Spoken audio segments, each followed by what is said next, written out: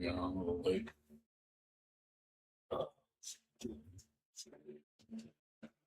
Did some stuff today, cleaned up my room. Tomorrow I don't really have much to do. Thursday I'm going to be really busy. A lot of stuff to do Thursday. And Friday should be pretty chill as well. Yeah, Thursday I have a bunch of stuff I got to do. Be busy. Be busy for at least 3 hours. Be busy. 4 maybe. Should be back by 4 o'clock. 4 maybe.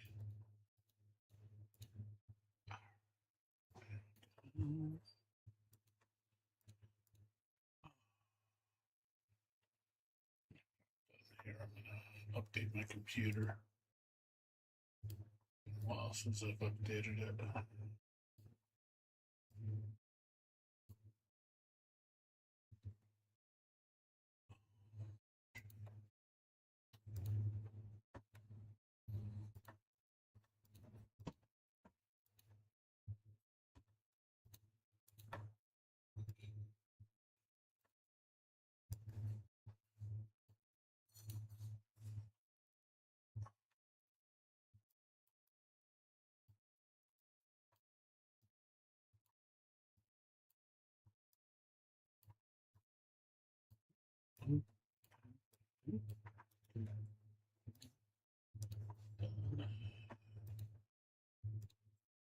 Yeah, do furniture farming today. Was done.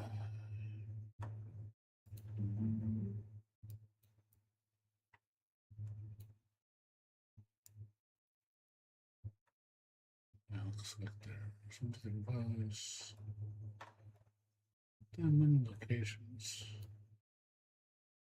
If they respawn daily, but yeah, there's 1, 2, 3, 4, 5, 6, 7, 8, 9, 10, 11, 12. There's 12, so I have to do this 3 times. Get the achievement for the next for another 20 points. Right.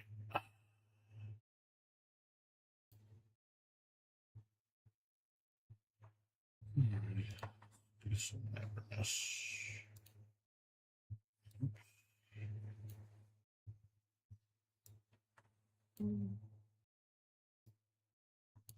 Yeah, it's been kind of boring lately, and there hasn't really been much going on. So it's been kind of whatever. Also found out some more stuff about the internet, like about, configuring it and stuff and learning how to use this device more.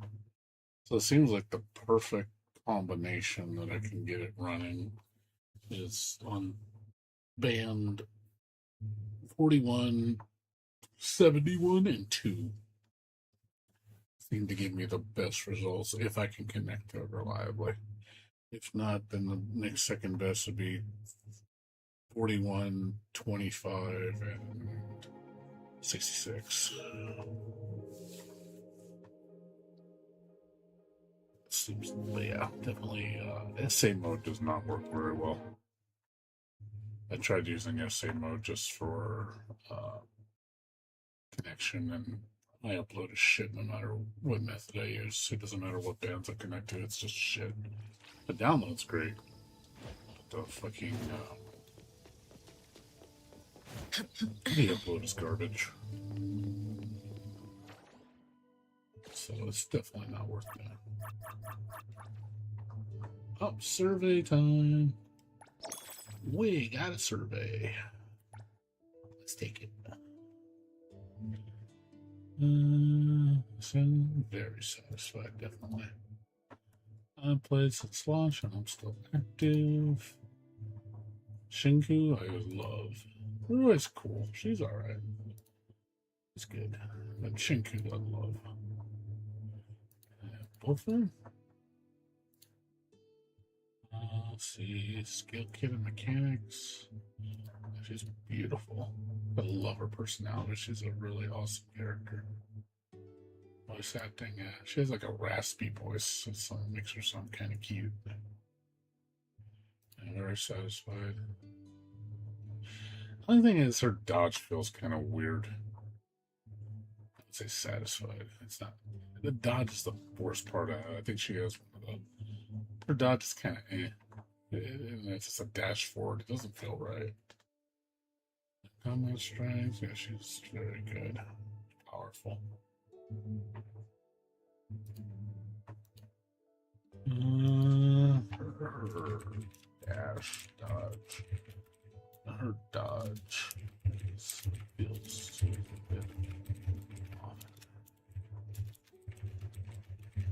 It's just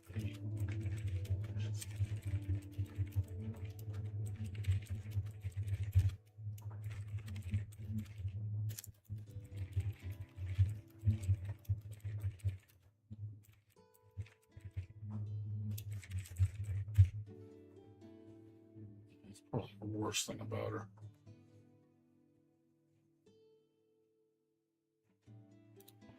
Let's see. Her voice dodge is weird. She goes like a hop, like almost like a triangle dash. She's cute, cool. I like her personality, even though she can be kind of a bitch. I like her voice. Gameplay's cool. It's solid. Yeah, her dodge feels weird. I'm used to it, but it's just like it feels weird. Not that it feels off. It's just it's an odd dash because again she has like a float. I finished just about all of it. Oh yeah, this is amazing. Quest design, story, I really liked all of it. It was great. Loved it. Completed it. Exploration was fun. Environment's good. Design, yeah, it was all solid. Yeah, no issues. Some of the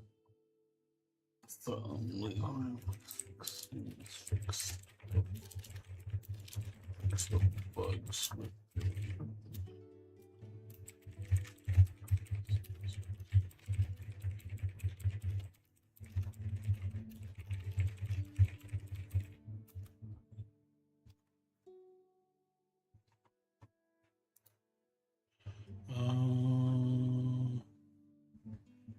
Yep, I did. It's visual. I thought it was good. Yeah, it was good. I mean, it was good. It was alright. Very good. All good. Touch I did them all. Have you done, like, pretty much finished everyone's difficulty? Tutorial and guidance. I needed good. Good.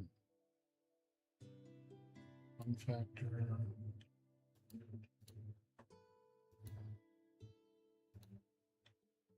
Yeah, it's good. All good.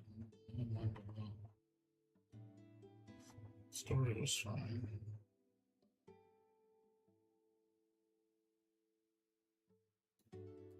Okay.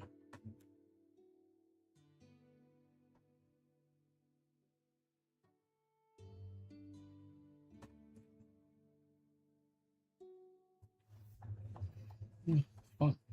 It was good. Shadow and Seek was cool. You guys, yeah, good.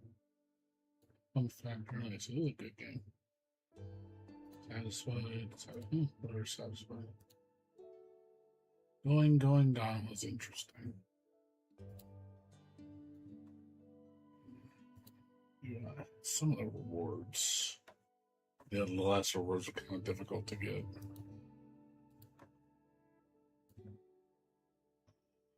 More unlucky flip was just it was neutral. Dissatisfied. Drop rates are too low. Fishing frenzy was cool.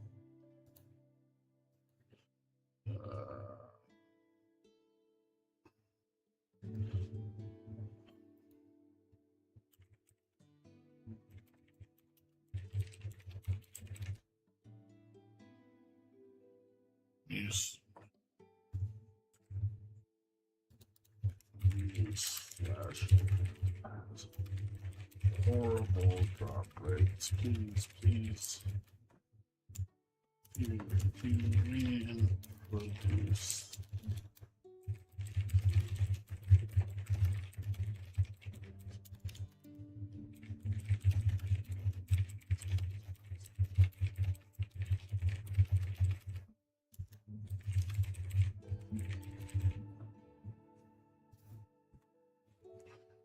I think the drop rates are way too bad. What's up, Uniques? How you doing?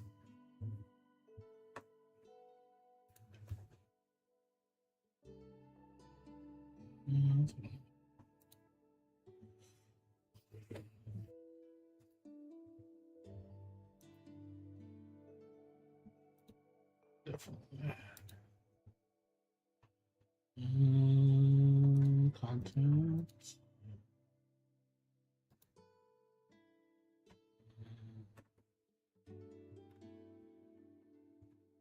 Let's see those.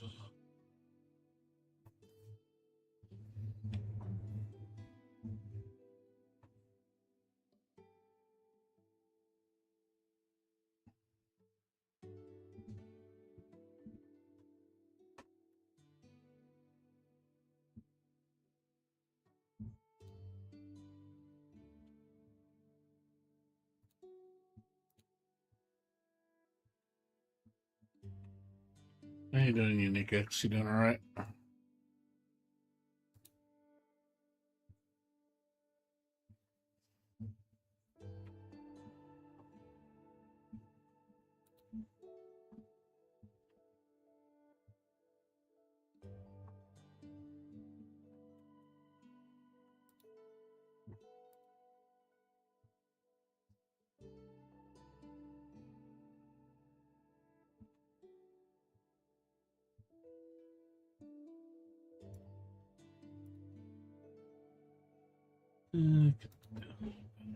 Giveaways.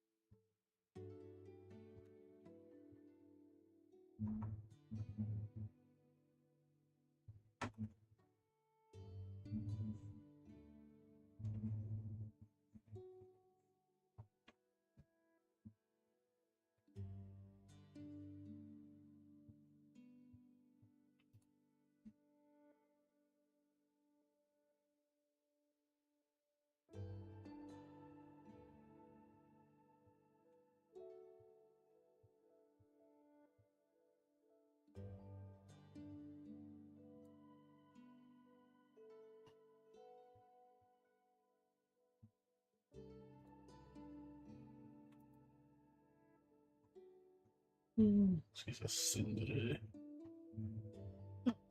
Character, just not a great character. He'd be kind of funny. Like in between here, so who shows in between, so that's a neutral.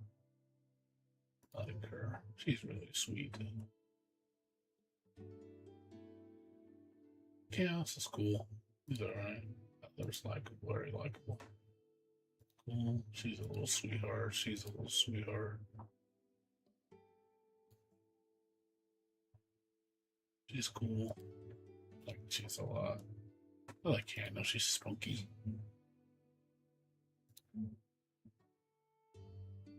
Butchers can be a badass. He's funny. No, I don't like Edgar. I don't think anybody does. Daffodil's hot, dude. I like Daffodil. She's cool. Yeah.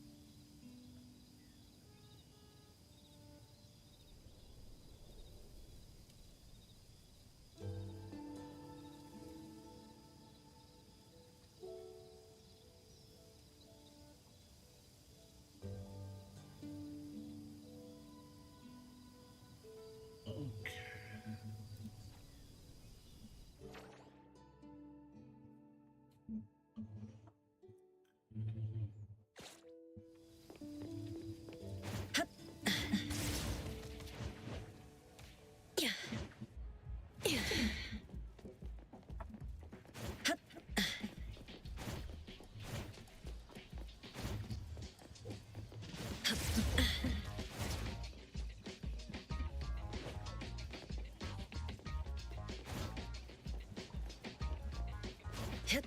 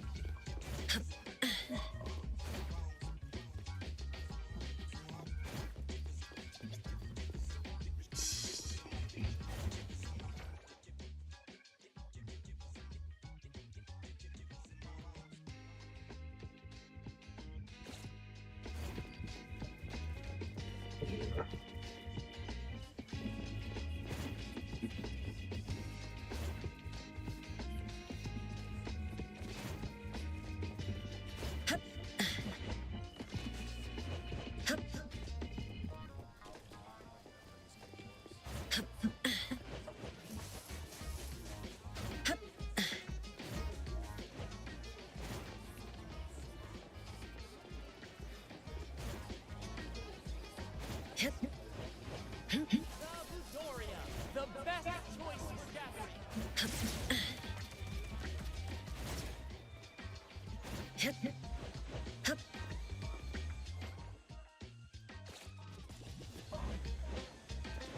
Taking a shortcut down.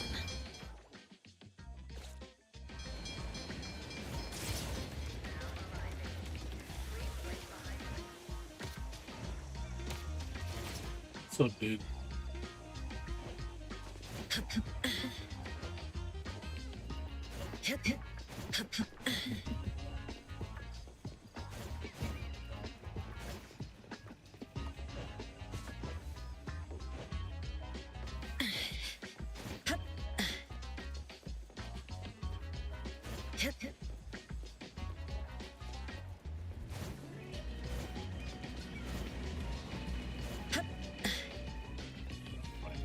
Damn things.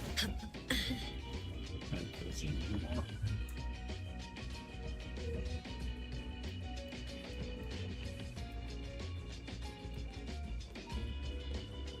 Wow. The properties of my thing. Oh, stream.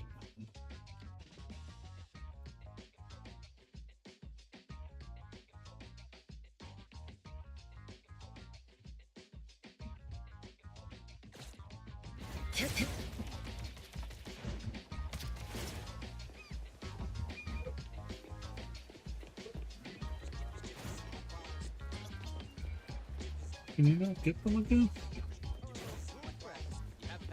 Huh. Good. Are these a one-time deal? I think you can get these multiple times. Am I wrong?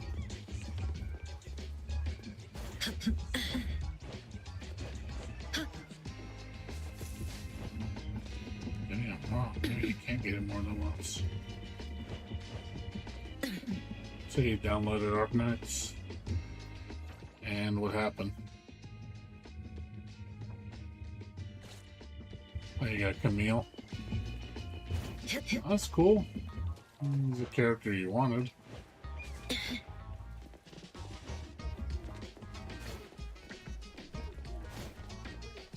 A character you wanted.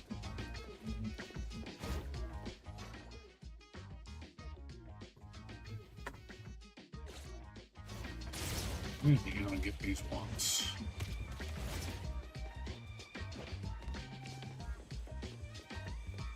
I'm not seeing the furniture.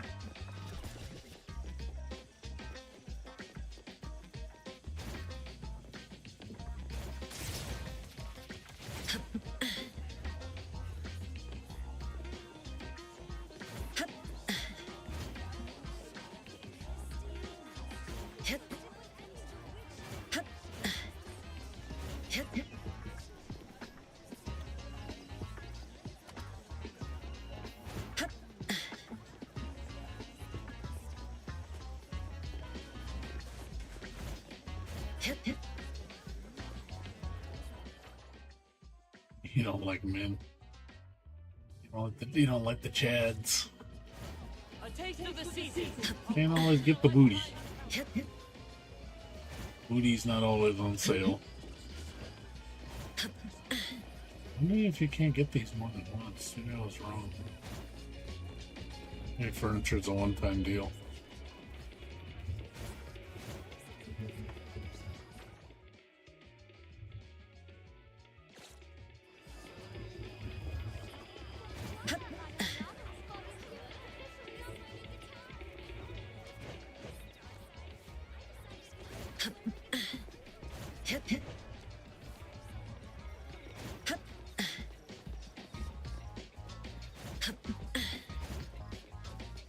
You can't get furniture more than once. So I was wrong. Checking the map, I can't seem to find any of the furniture. I don't think it responds.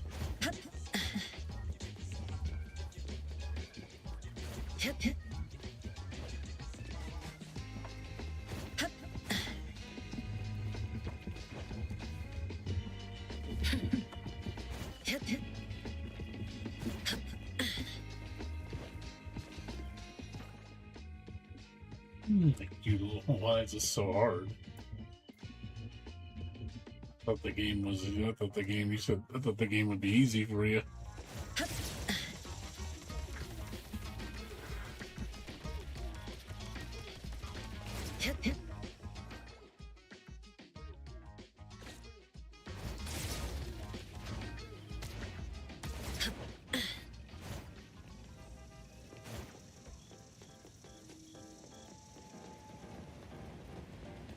What do you mean you don't have the option to do the dailies? You should always have the option. For beginner stuff. Taking a shortcut down.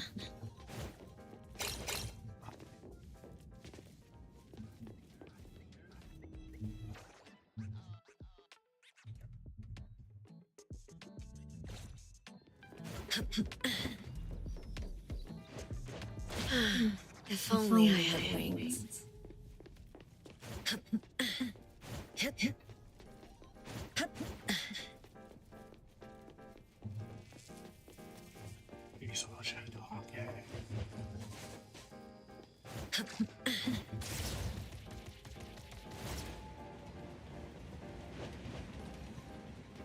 It's not that hard.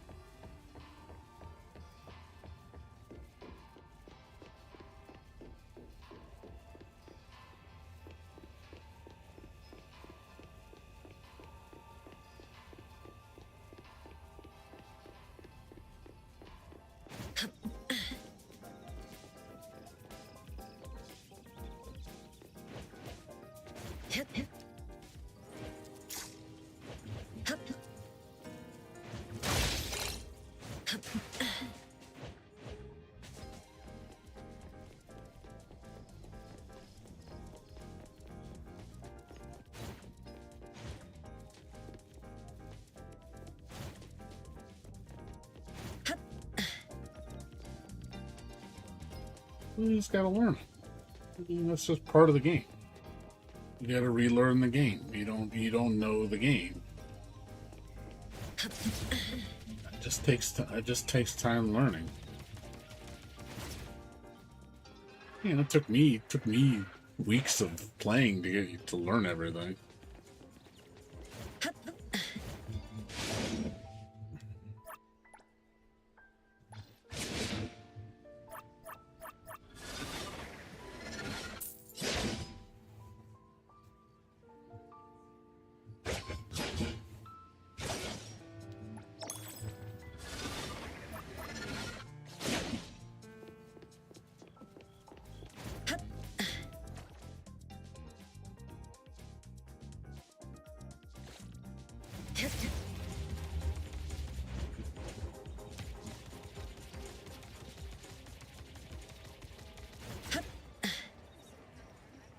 You'll learn it.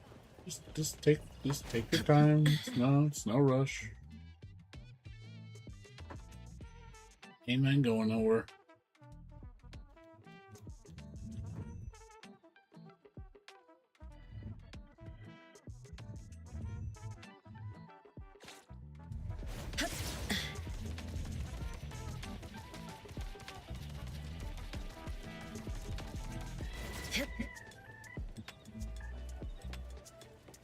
Dodging in that game.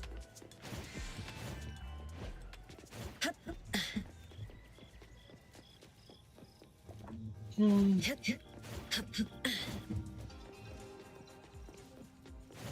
think it feels okay for me.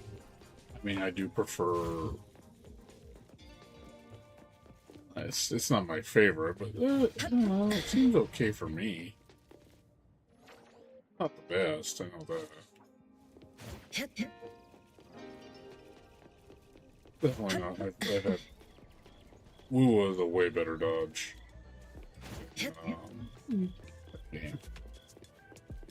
This game's dodge can feel good, but there are times it doesn't feel good. Depends on the character.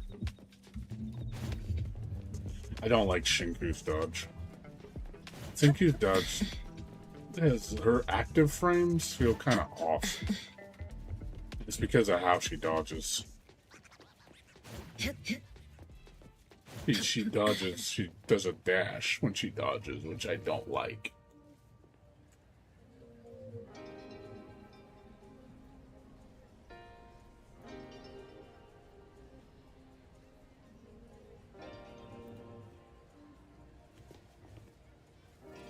Is Camille good? You're asking the wrong guy. I really don't know. I don't have Camille. Fortunately, I don't have Camille. I skipped him. He seemed like he was pretty powerful, though.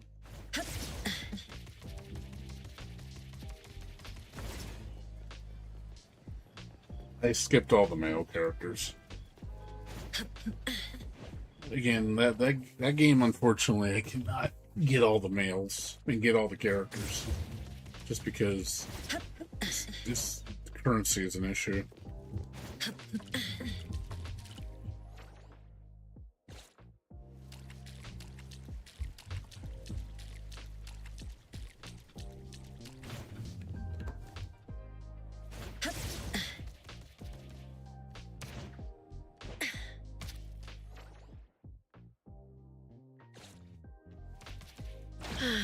If only I had wings.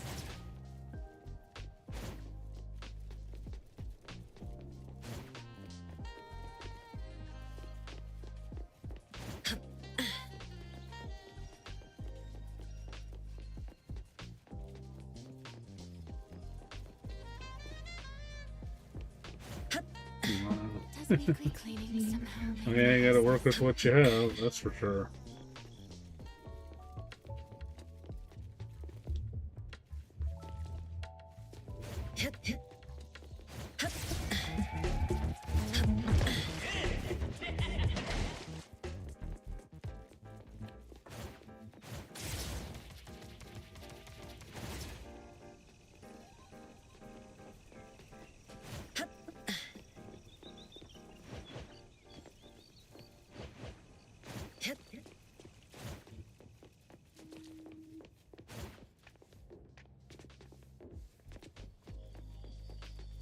Yeah.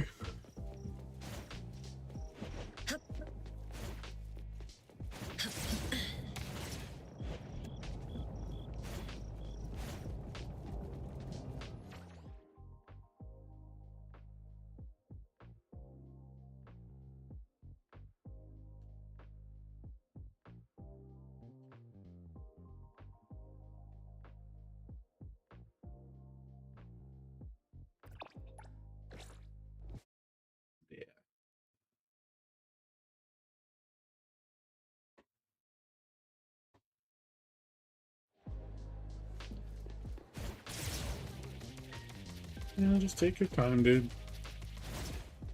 This is no, there's no fire. The end of the world, you know.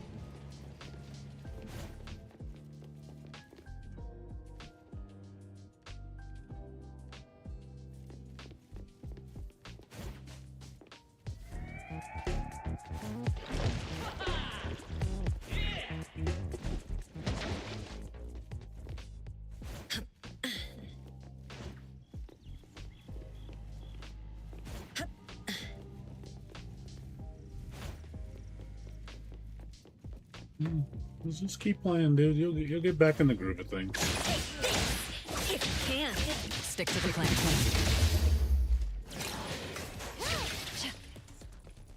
All right, taking over. It'll take you long. I really don't think it will.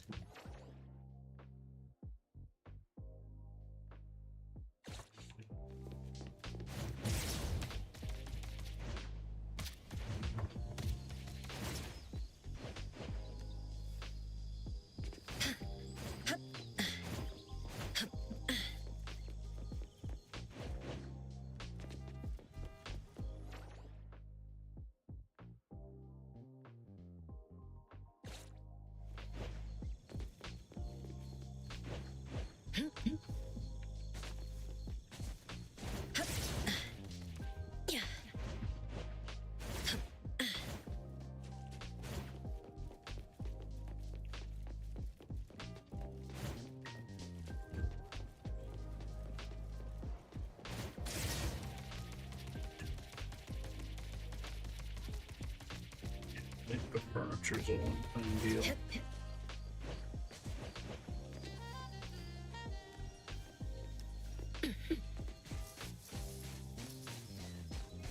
What is like? What is your like main level, and what do you mean? What do you mean by my main level? What do you mean? Not sure what you mean by that.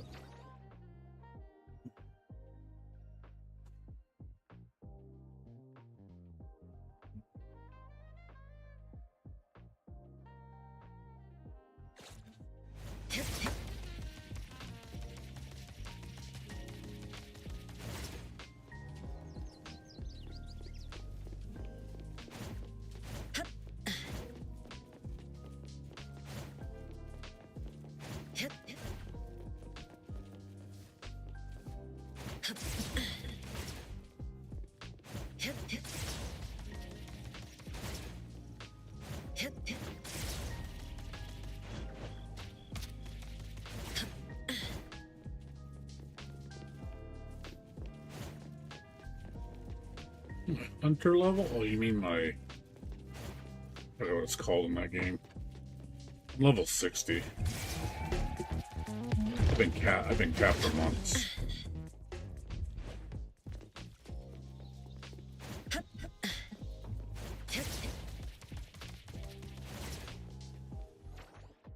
Yeah, I think I capped that after 2.5, 3 months. Didn't take me that long.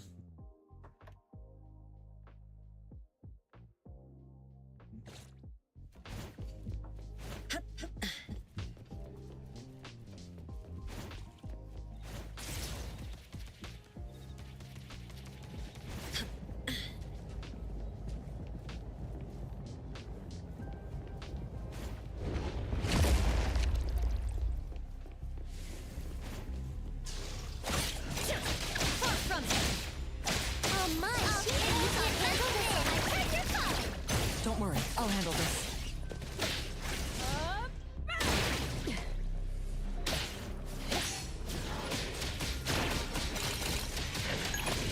I'll handle this. All right, taking over.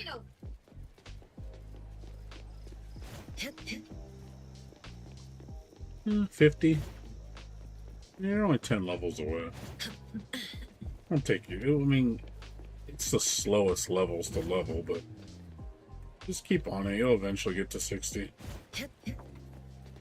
Again, like I said before, it's not a rush.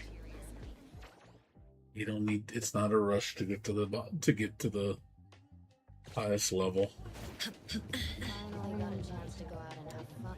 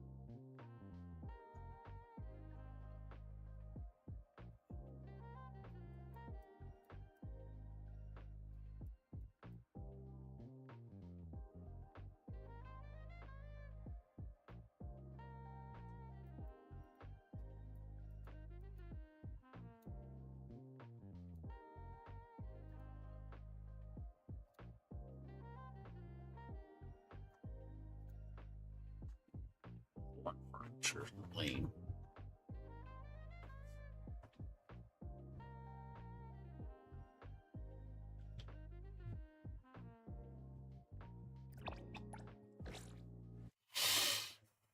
No, like I said, I hope you get caught up on the game.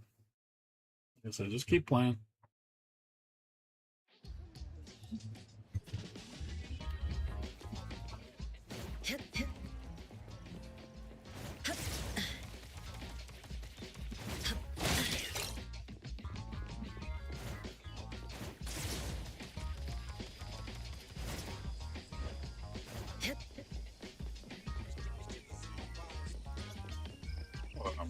When you watch me play, my frame rate's only 20 frames per second when I look at the map.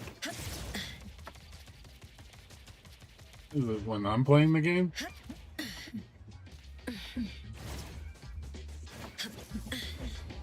My frame rate looks choppy.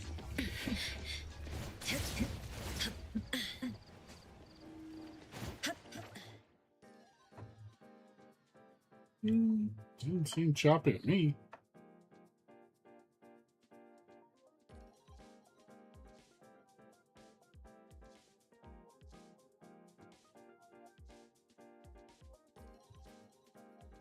It seems like 60 to me.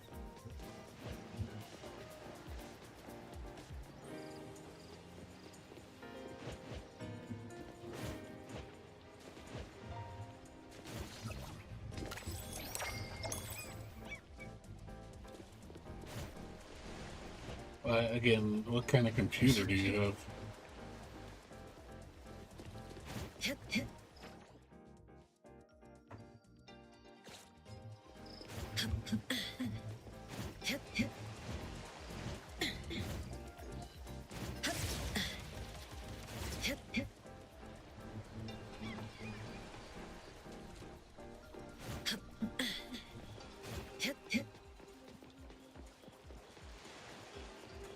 I was saying you're only getting 20 frames per second.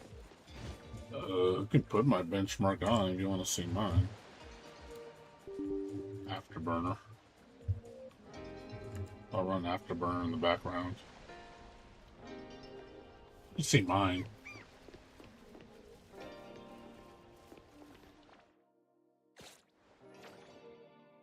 60. Mine says 60.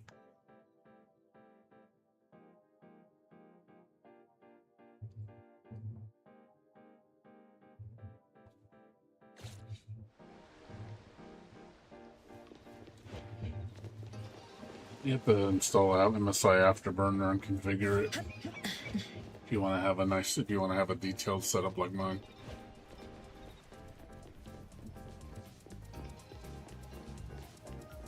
Like, what kind of computer do you have? I'm just curious. I don't know how powerful your computer is.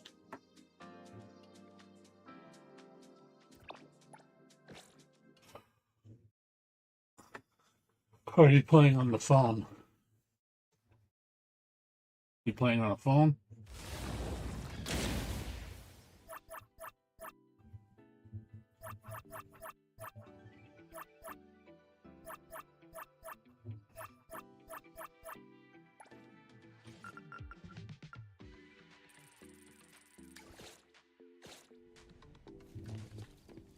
I'm saying you're playing on a phone then.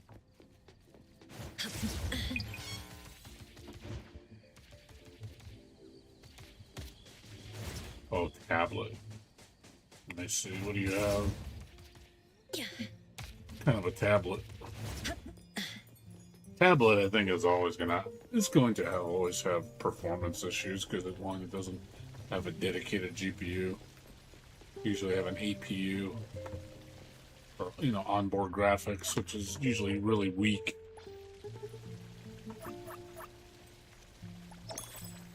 Most onboard graphics and APUs aren't the best for gaming. Like, it can be serviceable. Unless the game is like very low demand. This game's fairly demanding. I wouldn't say it's easy to run.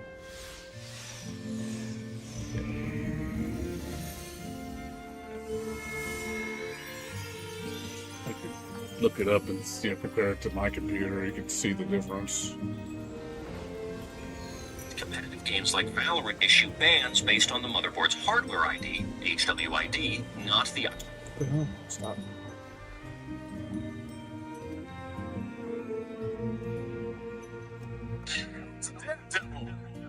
Like how my phone couldn't run this game. OnePlus, let me see. Touch plus OnePlus Pad 4.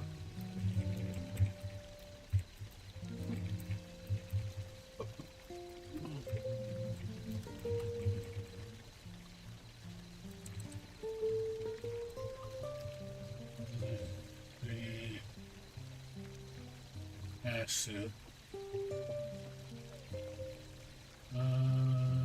Android 16.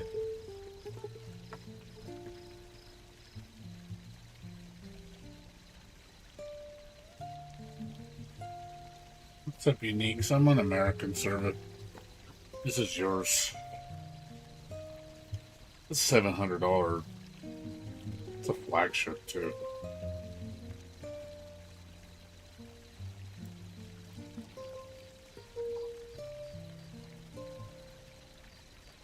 Yeah, it's not a weak device. I'll say that.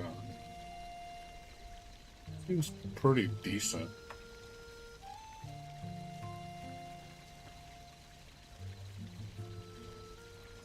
It's not bad. Who cares? Like, you want to compare it to?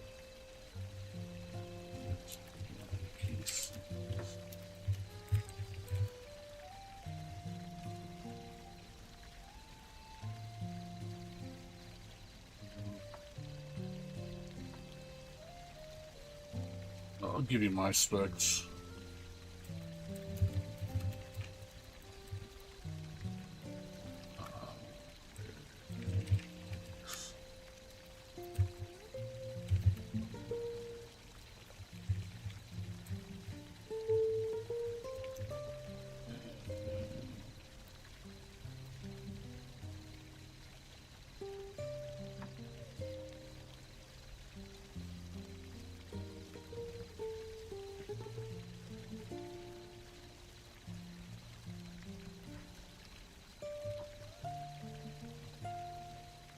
See my computer compared to your pad. So based on what it says, Mine is a AAA heavy gaming, heavy multitasking. Yours is mobile gaming, media, light productivity. Yours very power efficient. Mine is very power consuming. So you also have to look at the system requirements. CNT Android system requirements. I need 20 gigs, 8 gigs RAM, Snapdragon 855. Which you exceed that. I don't know how the optimization game guide is on this thing. So your mileage may vary. You definitely meet you exceed the minimum. Keep in mind, the minimum. This is the minimum. As far as recommended.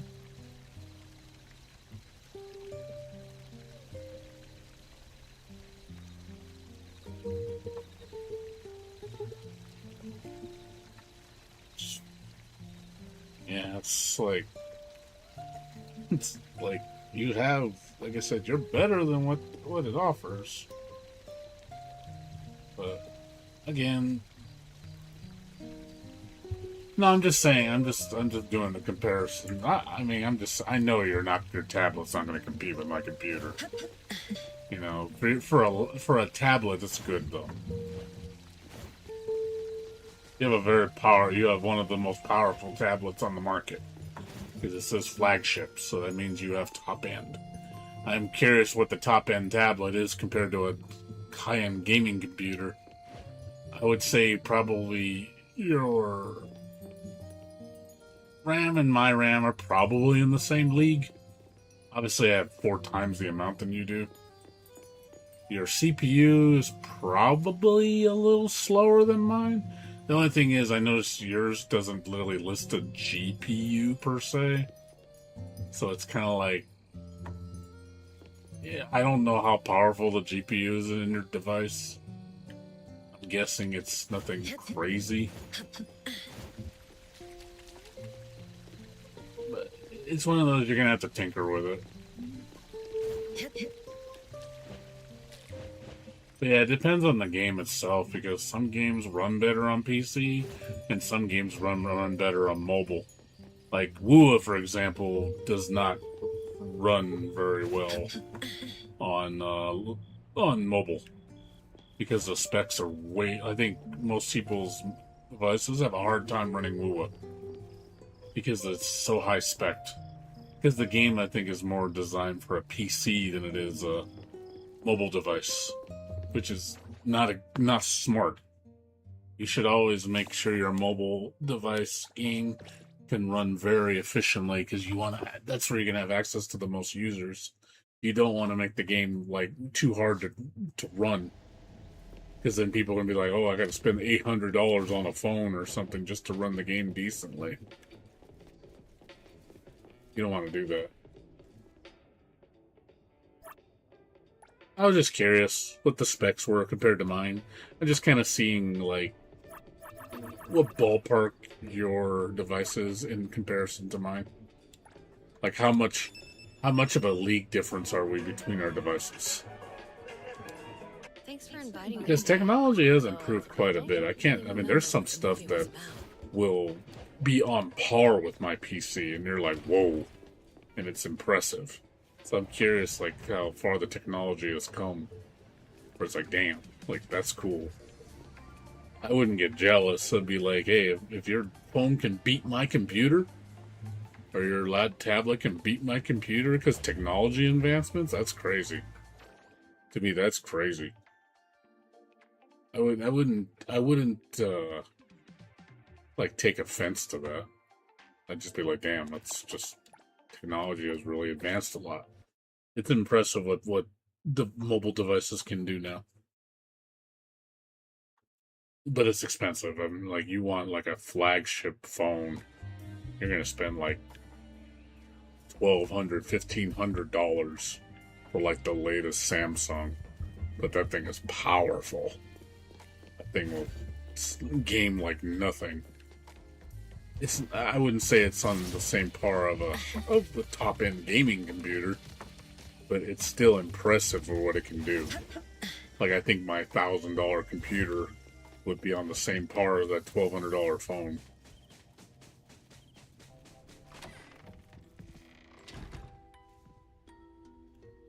I mean, I think like when the Xbox and the PS5 first came out, Greetings. like how powerful they were for what you paid. You know, it was pretty crazy how powerful of a gaming console you got for $500 that can compete with a computer. Which is like, to me, that's nuts. You can't get value per dollar like that for $500, like for that powerful. So,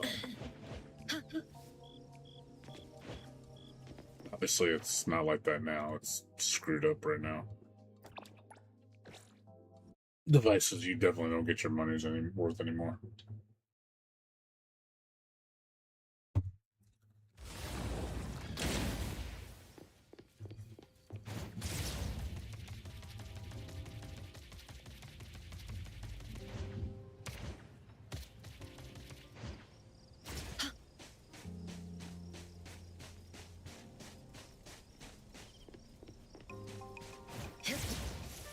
Still there, Sup? You tinkering with your device?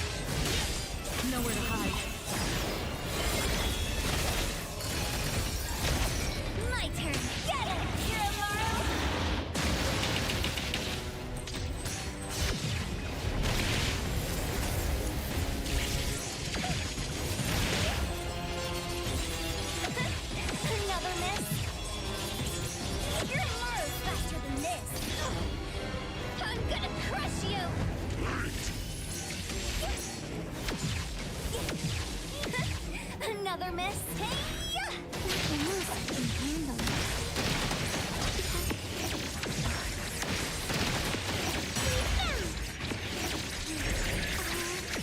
Touch the moon.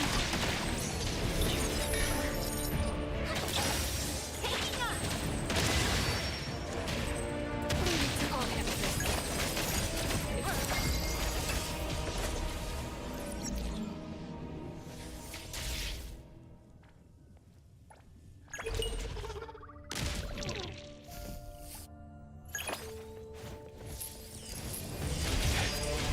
Shift change. That hurt. Time to switch up the aim! Leave the accompaniment to me! Here I am, saw it coming. My turn. Time to eat! Watch your step! I got it.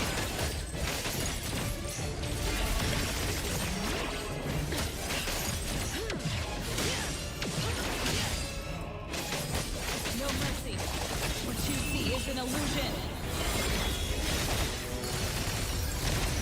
My turn.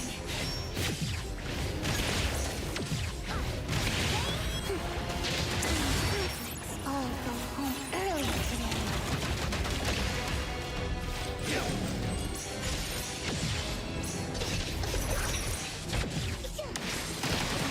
Leave it to me. Just a scratch. Saw it coming.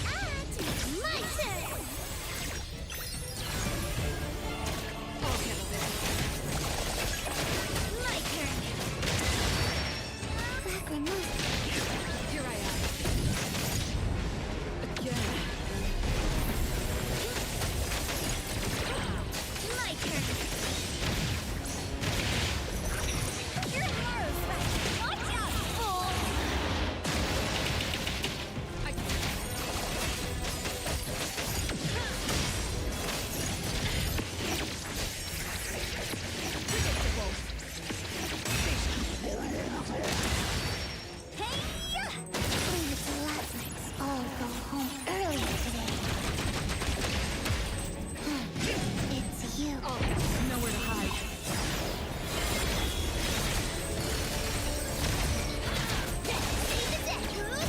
Shift change. Go rest now. Leave it to me. Silver. Boring.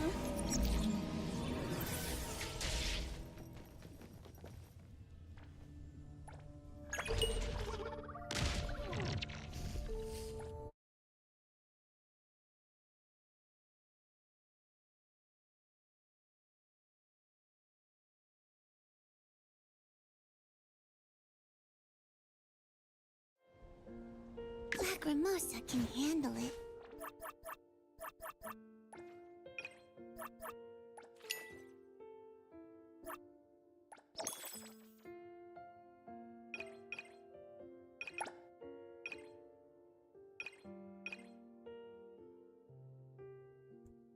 No problem.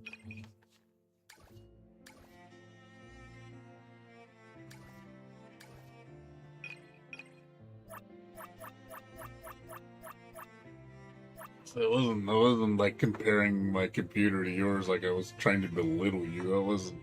It sounded like you were taking it that way. Like it was. Like you have a good device. I'm not saying you don't. You have a flagship device, so it means it's powerful. But even with flagship devices, I think the GPU on a lot of those things is lacking, which is a lot of the computing power for games. You need a good video card to run games, but obviously these developers need to know better to not put the games be so high spec on a portable device, because you're not going to get the same performance. Obviously, you know, I don't think in general, like most games do not look or run better on a mobile device over a computer. A computer should overall be superior in every way. Unless you got a really shitty computer. It's rare I ever see the mobile version's better than the PC version. That's usually, and if that is the case, that's because the PC version's really horribly optimized, which it does happen. I have seen cases where the mobile version runs great, but the PC version runs like shit. And it's like, oh, you just have a bad computer. It's like, no, it's just horribly optimized. I mean, look at Marvel Pokemon.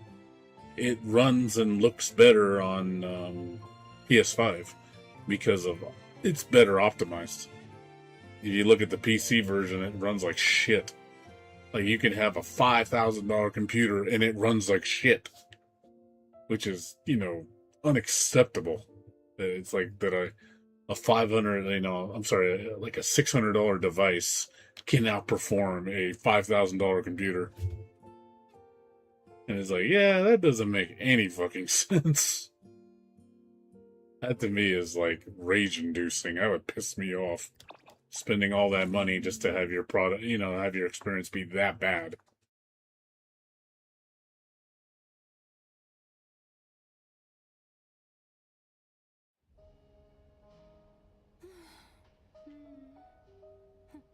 I mean, I'm not a tablet person. I think tablets and phone people are more for people on the go. People that are always on the go. If you're always on the go and you're never at home and you don't have time to like sit down in front of a computer, then obviously a mobile device would be better for you. Even a laptop would be better for you. I'm not one of those people, so I'm not a mobile user. I don't play games on my phone. I don't do everything on my phone. I don't like touchscreen. I'm not a fan of it. Like, gaming for me on touchscreen is a horrible experience. Like, if I had to play this game on a touchscreen, I would quit. Because it would drive me nuts playing it on a touchscreen because it's so inaccurate. I cannot respond well using that kind of tool to play my game. I would be not enjoying it at all. I would be miserable.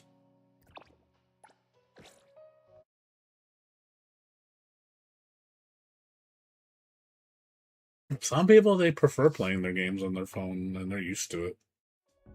They like touchscreen because they were born with touchscreen, so touchscreen feels normal to them. For me, it just feels cumbersome. Did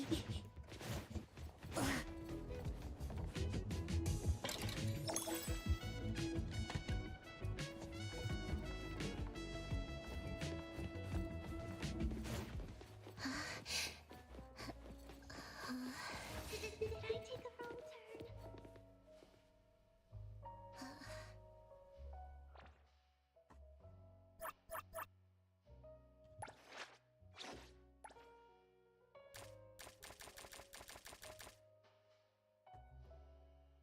Appreciate it.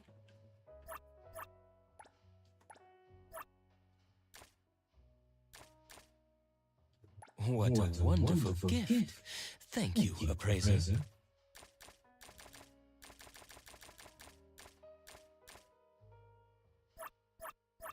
I need to put my tail in its place. It's so happy it won't stop wagging.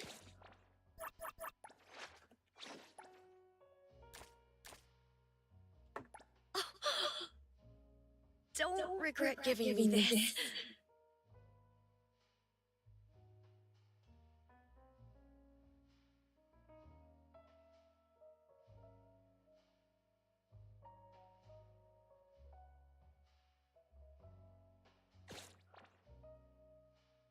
But I do think that mobile devices, I think, lose their power, like lose their effectiveness quicker than a computer. Because computers have upgradability, whereas devices don't. Mobile, your tablet is going to become inferior quicker because of the fact that you can't upgrade it. See, my computer will be relevant still, or at least another upgrade. You know, I can put in a stronger processor, put more RAM, and I can put a faster NVMe drive if I want to, and I can put a stronger video card if I want to, and get more lifespan out of this thing. Probably won't be a very huge upgrade, but it does have potential. Problem is of mine is I'm on a platform that's dead end, unfortunately. This platform is dead end. So I can only do one more meaningful upgrade before it becomes obsolete. It's still extremely powerful for today's standards. Still extremely relevant. This computer is not by any means a slouch. If I built somebody like this for today, they would be very happy. They wouldn't have any problems. It wouldn't be the absolute best, but it'd be really damn good. Like, most people, I think this would be overkill for them. If I built something like this for them and charged them like $1,500, this would be overkill for most people. They'd be like, "Oh, this is too much." Like, well, like, you won't have to upgrade for a while. I see. Ideally, my computer probably has 5 years in it. I could probably run this thing for another 5 years without running into potential issues. Where, like, I notice it's getting slow. Or if the specs are becoming a little dated. Yeah, that's the thing with tablets and phones. After about 2-3 years, it's time for the next one. Computers, if you buy high-end computers, like, because of the upgradability, I think that's where mobile fails, is because you have no up path. You can't upgrade. You cannot move on from that. You can't say, I'm going to throw some more RAM in my device, or I'm going to change out the CPU. You can't do that. You know, you have no option. So you're kind of screwed.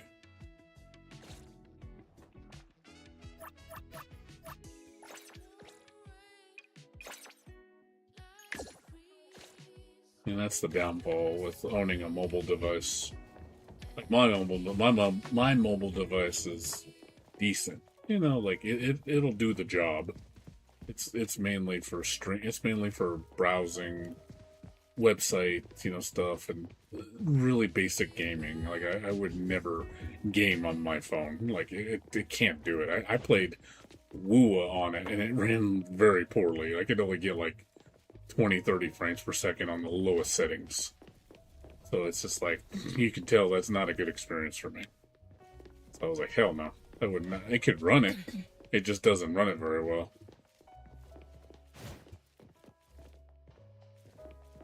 Now I have a T-Mobile phone. I have their what was it called? The Revel 7 Pro. They just came out with the Revel 8 Pro. Like I think that came out this year, at the beginning of the year. It's not much better than this one. It's slightly better. It's like 15-20% better. But even then, it's like it's not. It's a $250, $300 phone. I mean, it's not a gaming phone. Except for basic stuff's perfect. Browsing stuff, snappy. But, you know, anything like that, it's okay. But for gaming, I would not recommend it for gaming. If you're playing like Candy Crush.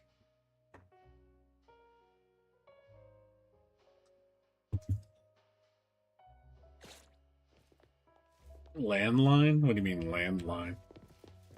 You mean like dial-up? Is that what you mean? Like I use slow internet? Is that what you mean?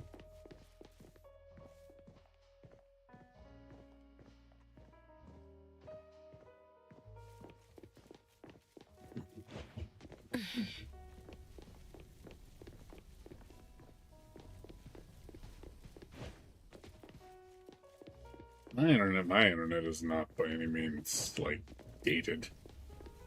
My internet's actually very modern. It's becoming more modern. It's becoming common now. My internet that I have is very mainstream now. And a lot of companies are getting in on it. You know, it's not. Do I prefer cable? In a way, yeah. I like cable for latency. Cable is definitely quicker because of latency. Speed-wise, unless you're getting the really expensive package, it's actually slower. But latency is better. And reliability is better. That's the problem. See, I'll take a wired infrastructure over wireless any day of the week. Wired is always better. Until wireless becomes the same level as wired, which it probably will in the next 10 years.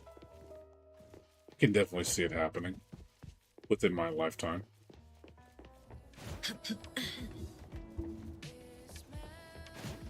No. Wireless tech, I'm using wireless tech. My internet's wireless. My internet's all wireless tech, dude. I don't have wired internet. I have wireless. It works when it works good. I'm not sitting there and saying wireless is bad. You know, wireless is good.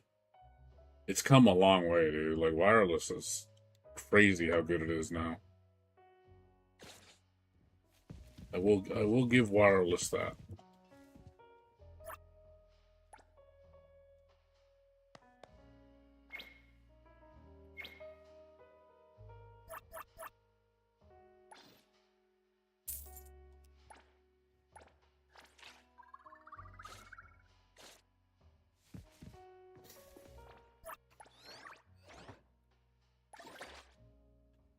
If it wasn't for wireless, I wouldn't have internet. So, I do owe wireless a lot, in that sense. Literally, if I didn't have wireless internet here where I lived, I wouldn't have internet at all.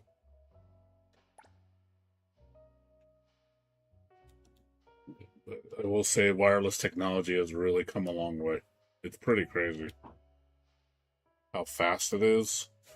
Like, the fact that I can get, you know, I've got an 800 megabyte download on wireless connection. It's fucking insane. That's almost a gig.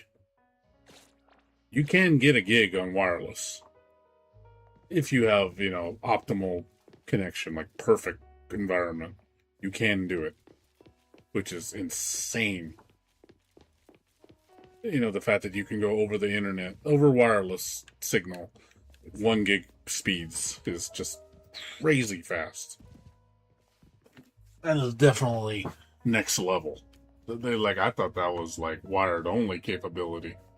But the fact that wireless can do it is just nuts. And they're already talking about 6G, the next thing, which is they would say in the next 3-4 years, we'll probably see 6G become a thing, like introduced into the market. And they're talking about theoretical speeds of like 10 gigs a second, which is just like, fuck.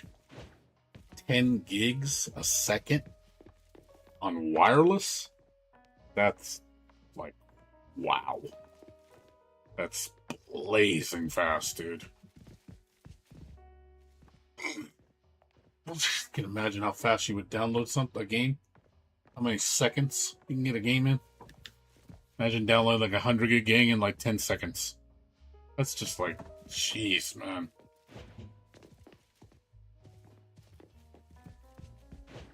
What's up, Addy? How you doing?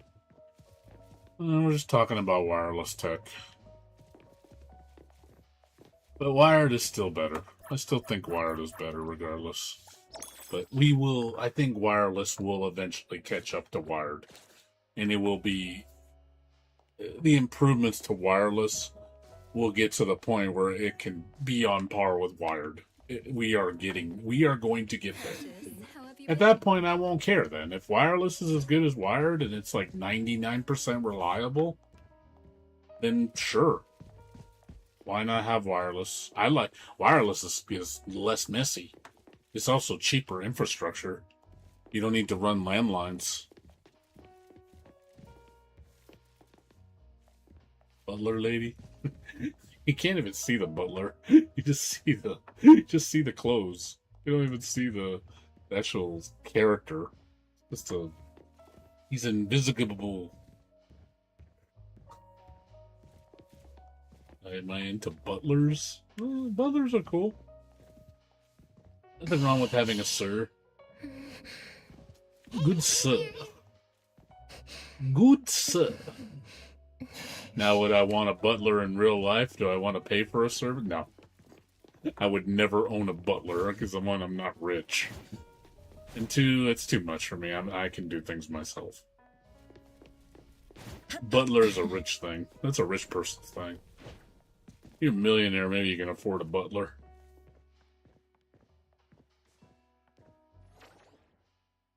She's 95%. I'm into I definitely want the maids, dude. Maids with benefits. Or like a nice, sexy, busty maid. Play with every so often. She can please you. You know, have you be your little booty call every so often.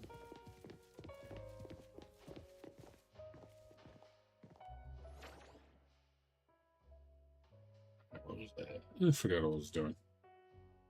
Oh, yeah.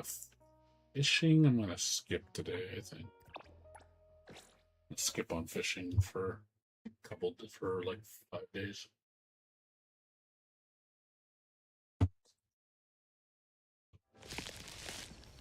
Let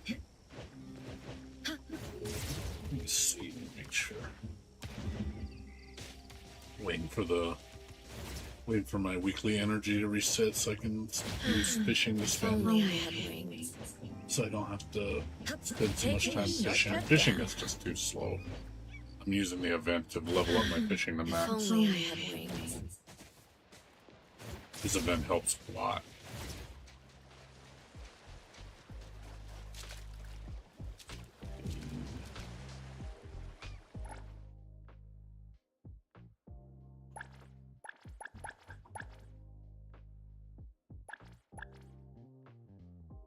Need 12,000 more points, and I'm capped. It'll take at least 4 sessions. Need 400 fish to cap.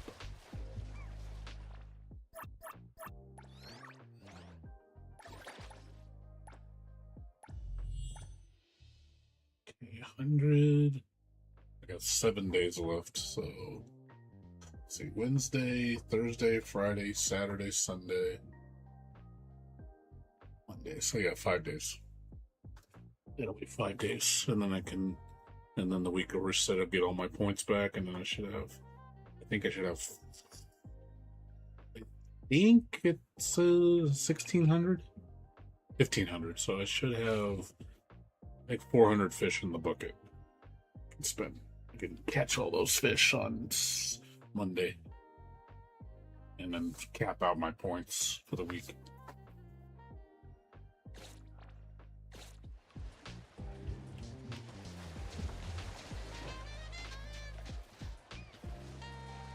You've been reading something horrible lately? What, Addy? What's horrible?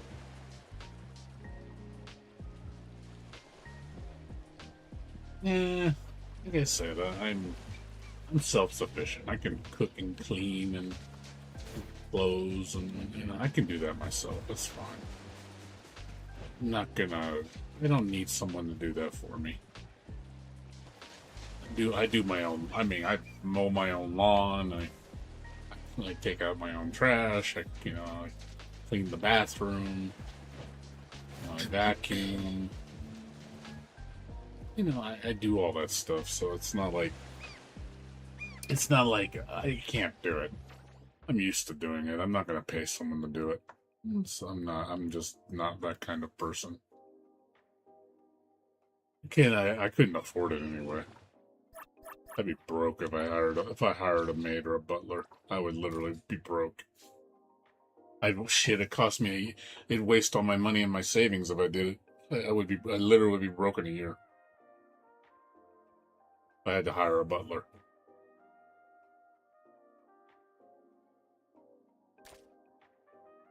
Like I said, a butler is only feasible if you're like a millionaire. If you're a millionaire, then you can afford to hire a butler. I'm sure butlers are not cheap. You're going to be paying a maid's going to cost you like $50,000-$60,000 a year, probably at a bare minimum. That's for a basic maid. A butler, I'm sure, is probably that much too. You want a good butler, you're probably going to be paying like $80,000. You're going to have to be making millions of dollars to afford that kind of a lifestyle. That is not something that's in my future. I'll never have that kind of money. I have no desire to make that much money and live like that. It's too fancy. It's too fancy for me.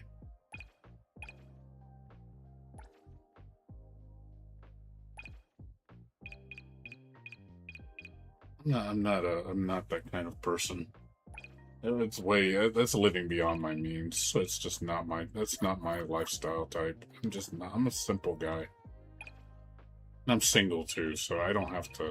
Now, if I had a wife, I'm sure she would want all that. Like, oh, I want the fancy car. I want, the $5 million home, and we want the maid, the butler. I want the $50,000 diamond ring. That's like a rich wife, like having something like that. And yeah, then you better be making millions of dollars. But you better be like a CEO of a company or something like that, making, bringing home millions of dollars a year to be able to support that kind of a lifestyle.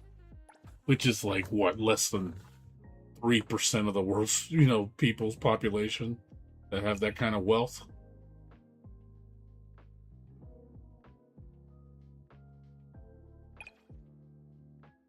Yeah, I don't see myself ever aspiring to be that rich. I just don't have any interest. I'm fine with my frugal life. I'm happy with what I have. I'm content. Most people aren't, though. Most people aren't content with what they have. People are always worried about what they don't have, and fulfilling. Oh, I gotta have what everybody else has, or else there's something wrong with me, kind of thing. And I'm like, dude, I don't have to be living like that. But there's a lot of people that feel they have to live like what everybody else is living. Like, I gotta be rich like all the other rich people, or else there's something wrong with me. Like, no. It's like, I was born, my family's not rich. None of my dad's side, they're middle class. So they're like doctors and lawyers. They make like $200,000 a year. You know, they live in fancy houses and stuff. You know, middle class. You know, that to them, but that's them, you know, I'm not like that. We obviously don't see eye to eye. They value wealth and status. I don't. I just value money just to get by. You know, like, I'm not saying I don't live like a poor man. Like, I'm not a fucking, like, hobo. Not like I live on the street. I'm broke and I can't afford anything. It's like, oh, I can't even afford a dollar, you know? Like, I'm not, like, that financially horrible. Like, I can afford things, I just choose not to buy them. I think people have a misconception of people that are frugal. They think that people like us are just poor because we do not have the capability of affording anything because we're so poor. And it's like, no, we can afford things. We just are smart about what we buy and don't give in to pressure. I'm older, so when you're young, you care about like appealing everybody, looking cool and status. Like, oh man, look how much money I have. Look how much. Look at the nice car I have. Look at all the girls I have. You care about that so much when you're young. Because that to you, you have something to prove. You got to show off. You got a big ego. When you get older, though, you don't really care about that as much because it's not important.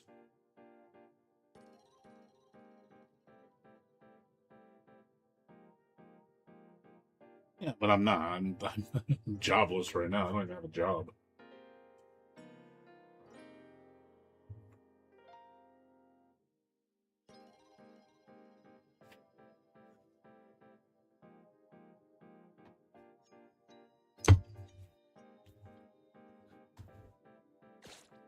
But no, but that's what societal norms are taught. That is what they teach you. Is, you know, getting the wife, getting the kid, having a nice house, having a million, you know, having a nice paying job, you know, the American dream. You know, owning a boat, owning, you know, that kind of thing. Makes you quote unquote rich. If you work hard, you'll get all this stuff. You know, if you go to school and, you know, get a 8-year degree and, you know, bioengineering or something, and then, you know, make big money. You know, that's what you're taught. You're taught that. You're taught that that is the correct way to live.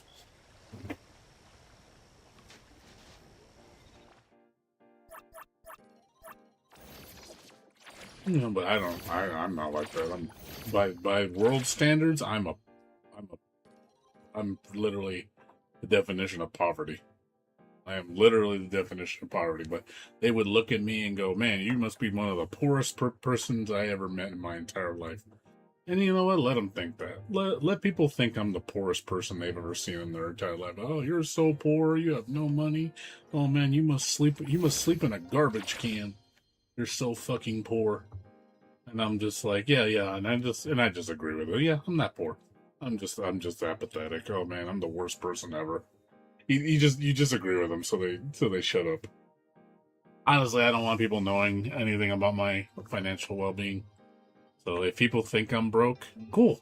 I'll let them think that, because then they don't want to deal with you. They just make fun of you. They make fun of you, and they don't want to deal with you because you don't have anything. I'm like, cool. Keep thinking that way. Please keep thinking that way. Yes, please label me as I have nothing. You know, at least that means that no one's going to pay attention. No one will pay attention to you because of that. Like, cool. I don't want attention anyway. I think it's a good thing. I don't get any attention. I don't like having attention.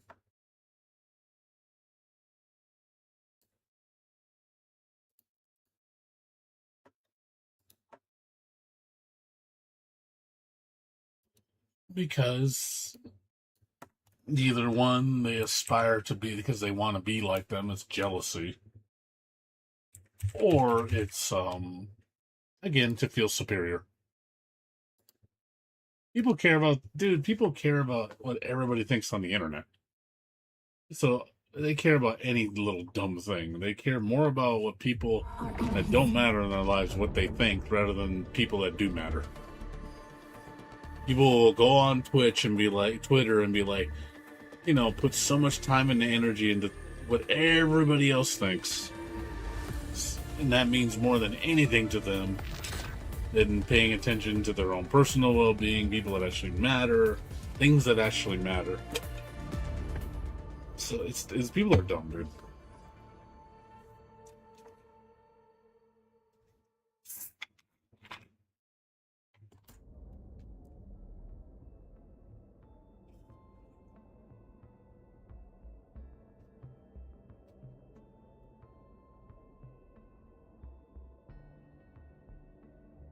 I said people are dumb, dude.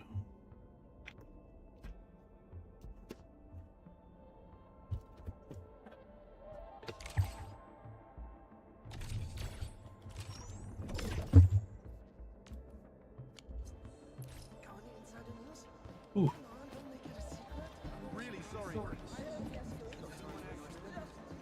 I warned you before.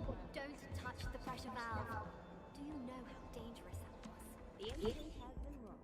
Just be glad that nobody was hurt. Yes, that's exactly what they named me when I was a kid. Like, oh, his name's gonna be Galleon.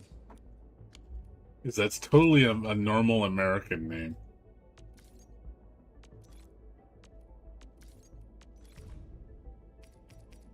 What's your name? My name is Galleon.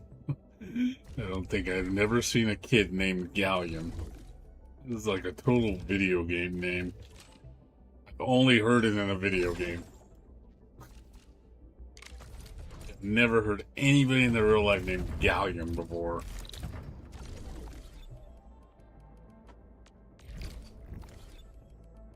I don't think anybody would believe you. Say, what's your name, kid? Oh, my name's Galleon. I'm like, what?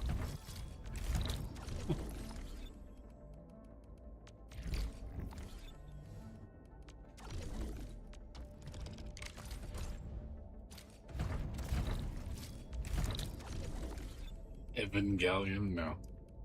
No, there's... No, they would not call me. You're like, oh, let's make a point of his name so it sounds like Evangelion. It's like, Evangelion. Oh. Like, again, people would be like, what's a galleon?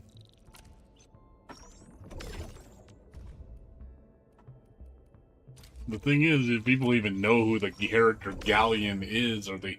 None of the newer gamers are gonna know who that is. You really think they would know who Galleon is from Lunar? They'll be like, Lunar? What fucking game is that? What the, you know, most people be like, that sounds like a boomer game. No, right, it would be a boomer game.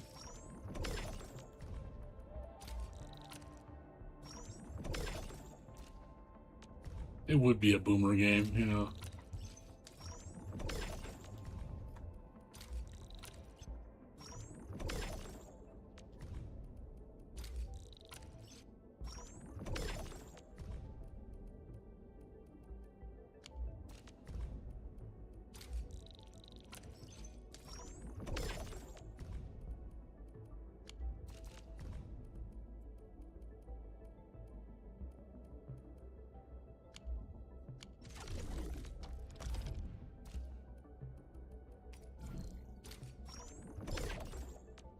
Galleon's is a villain in Lunar. Yeah, he's like an evil sorcerer, yeah.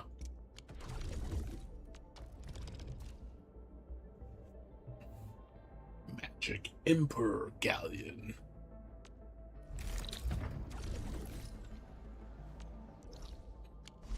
If you've ever played Lunar, or who heard of Lunar.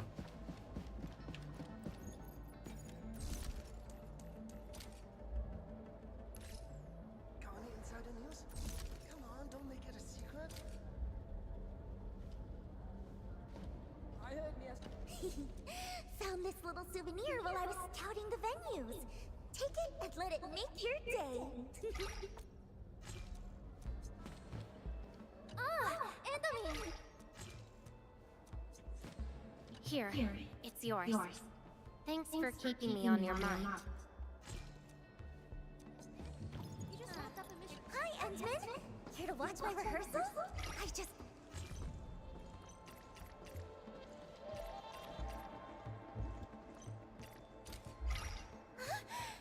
My thanks! I get all kinds of presents, but those from you always mean a little more to me.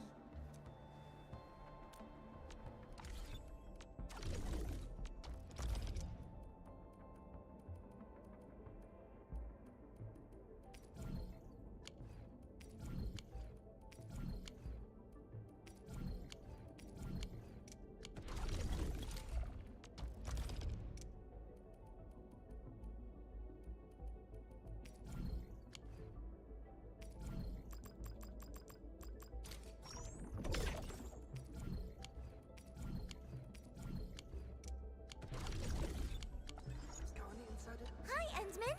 Here to watch my...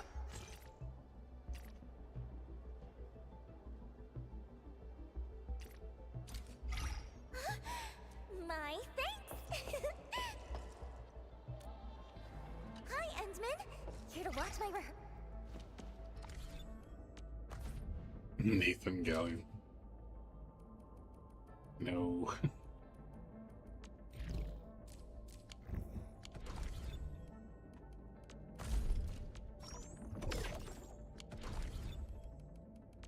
You're just making up names.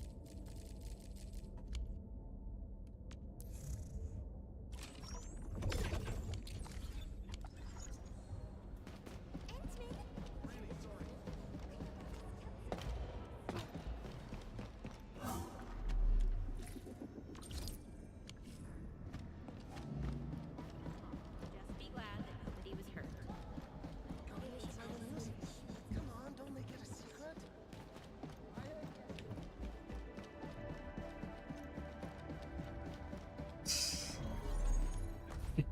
I like how you're so determined that's my real name. Do you tell everybody? It's like, I know this guy named H. Gallion. He's got such a weird name. Why would he call himself H. Gallion? How did his mom and dad name him that? Do you tell everybody that? You probably do. I mean, like, it's like, really, dude? Or PS2, yeah, I would say boomer. For sure. That's still boomer era, in my opinion. A lot of boomers know what the games on those systems. I think that was for a lot of people, but that was kind of the end of the boomer age. Is PS2. I think that's the farthest people went as far as boomers. That's from my understanding.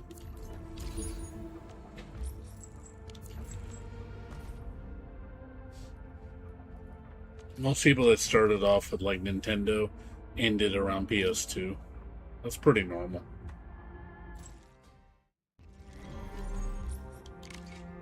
Like I would say, like the hardcore gamers.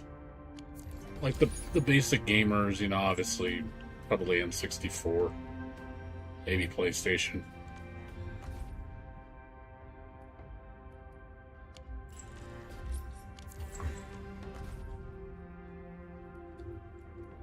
That's normal. I mean, that's a lot of people, dude. There's a lot of people that don't have the same...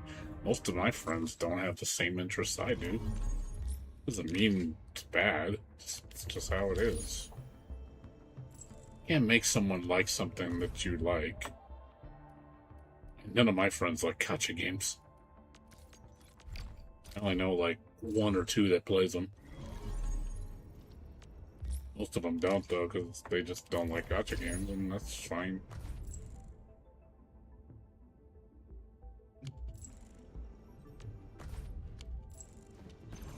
Pretty picture. I like that anime picture of, let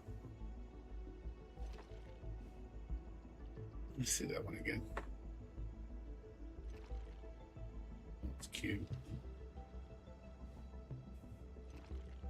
Oh, she's so cute. Sexy cute. She looks adorable.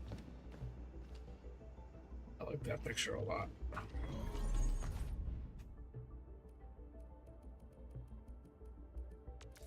I'm guessing that's a high.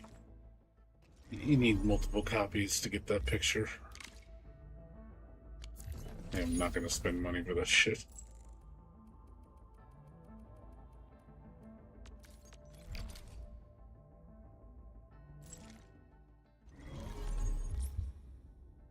I mean, people shouldn't make fun of you, the things that you like.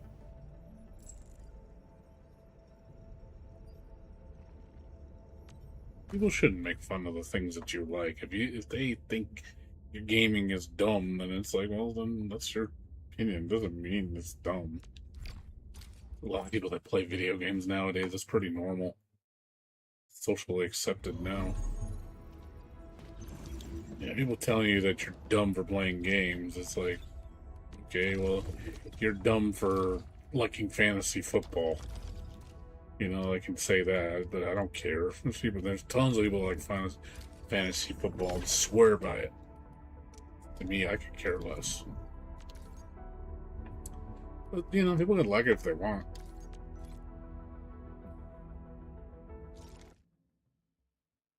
It's like, you know, oh, well, you don't watch sports, so you're dumb. It's like, oh, okay. Because I don't watch sports, I'm dumb.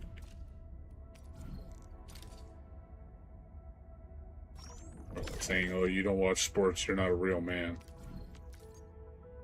It's like, it's like, okay. Whatever, dude.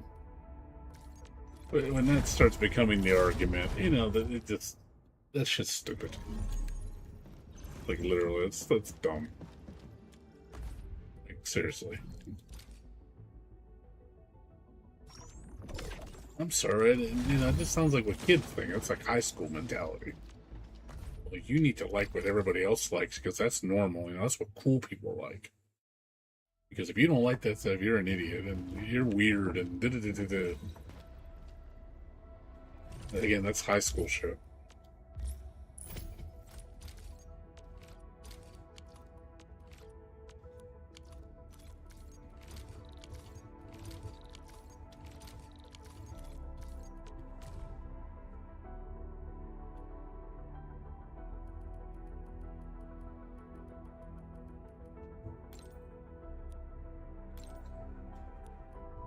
Oops, I did not mean to give you two. Oh well. Too late.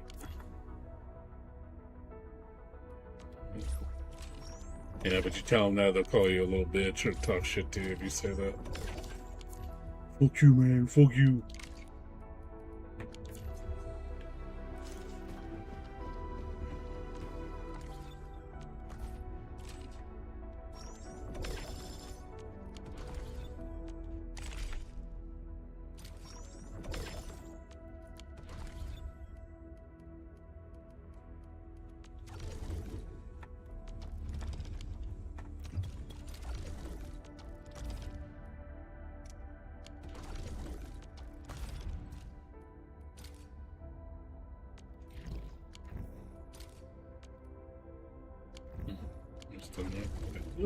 That's weird.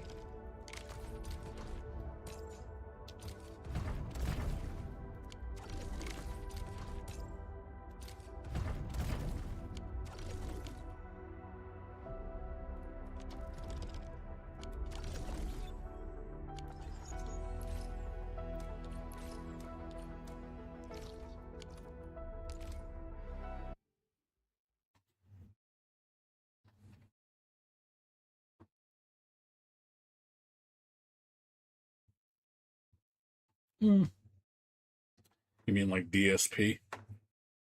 If you know who that is. He's a perfect example of that. That dude is so bad at video games. He doesn't know how to do anything. He is so bad at it. I don't know if you ever heard of DSP. He's like infamous for being bad at video games. Like, dude is a total idiot, dude.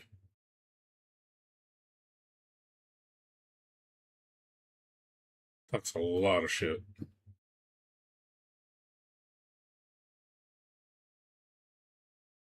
I don't think I'm bad at games. I think I'm pretty good. Intermediate, for sure. I think at least at a bare minimum intermediate. But I've been told by high-level players that I'm terrible at games. But, that's them. But it's also them, I think, also just talking shit just to talk shit. They want to talk shit to you because they want to put you down.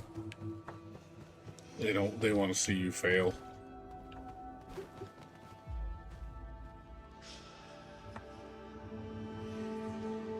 Low-tier god cousin? No, he's not like low-tier god.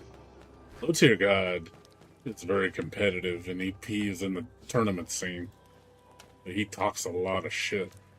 He's not good at the games. He acts like he's all that, and he's not.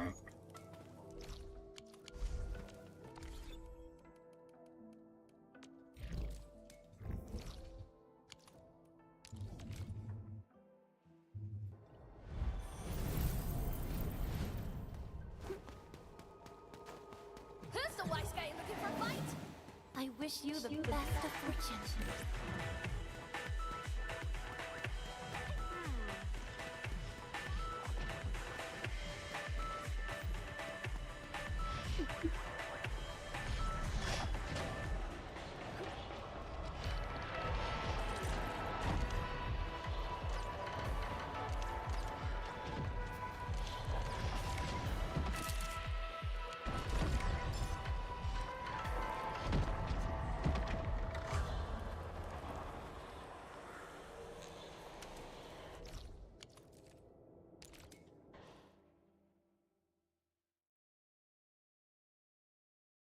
Yeah, well, that's people. People are dumb, dude.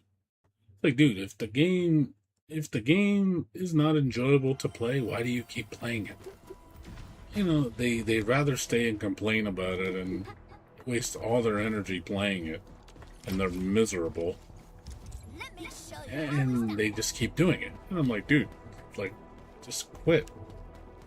You're not having fun. Just quit. Like, it's not that hard, but they won't. They'd rather spend their energy complaining and bitching about it and keep playing it than to quit. Sometimes I wonder if they just like being dramatic because they want attention. The minute I start getting bored of a game or I start like kind of questioning whether I should keep playing it, I'll just leave. I'll just quit, dude. I don't care. Seriously, I'll just quit. I have no attachment to anything. I'm not a big thing of sunk cost fallacy. If I'm not enjoying something, I'll just leave. Even if I've put a ton of time into it. It doesn't matter, I'll leave. Like, I've left my Genshin account, I've left my WoA account, I've left my Final Fantasy XI account, I've left my Final Fantasy XIV account, I've left my, what else? Fantasy Star Online account. So it's like, good riddance, whatever. Never gonna come back. I'm not enjoying it anymore. Eventually, these games will meet the same fate. It's gonna happen eventually. Maybe a year from now, I don't want to play Arknights anymore. I'm done with it. I might say, hey, I don't feel like playing this game anymore. I'm getting bored of it. I like the direction it's going.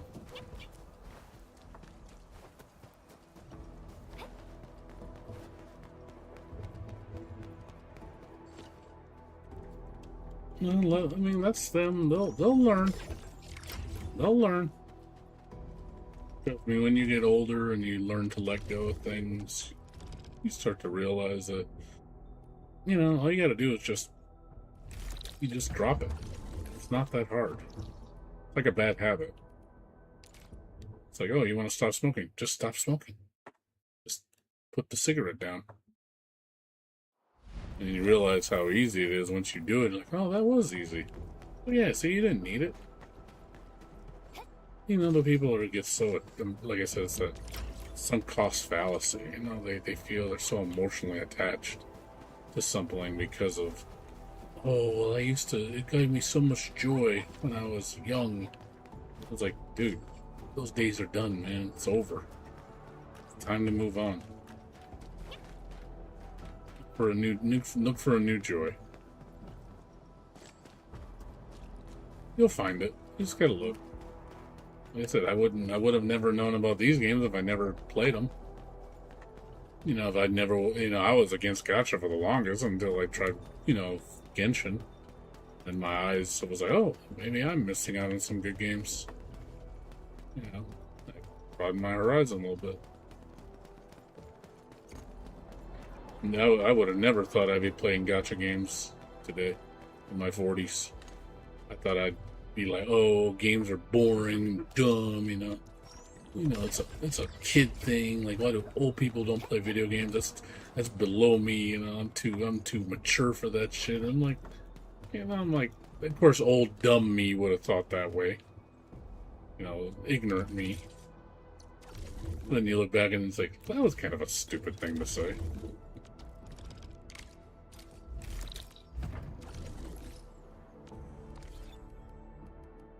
Believe me, you say a lot of stupid shit when you're a kid. Say a lot of dumb shit.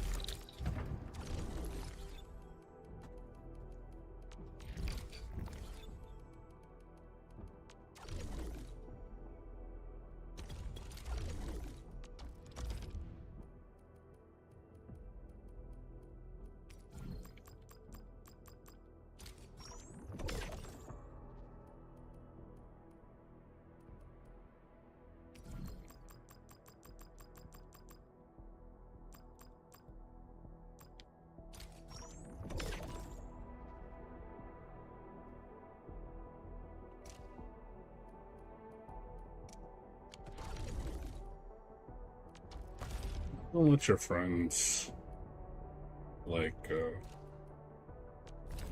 put you down because you don't do what they do. That doesn't make you dumb. So don't listen to them. Your real friends shouldn't be telling you that anyway. If they're really your friends, they shouldn't be talking to you that way.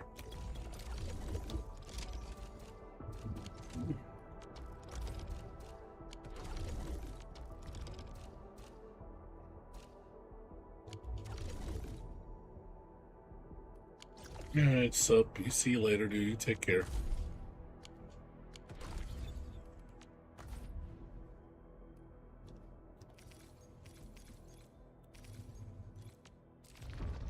Finally, heading out. I was about to go for. I'm not gonna stand much longer myself.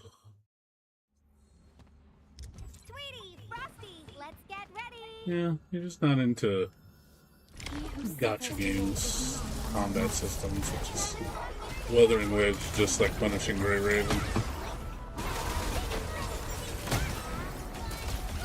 Fireworks for you. Santa, but hurry up. Let's flip the world. Finish with the cut.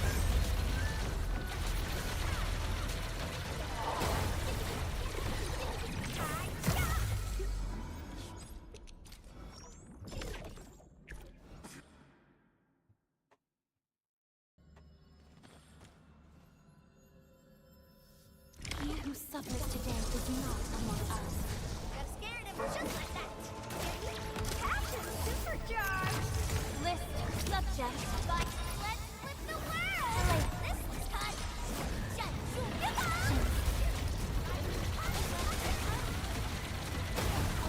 opened my eyes. Let's finish this. Victory is ours. Time for a selfie.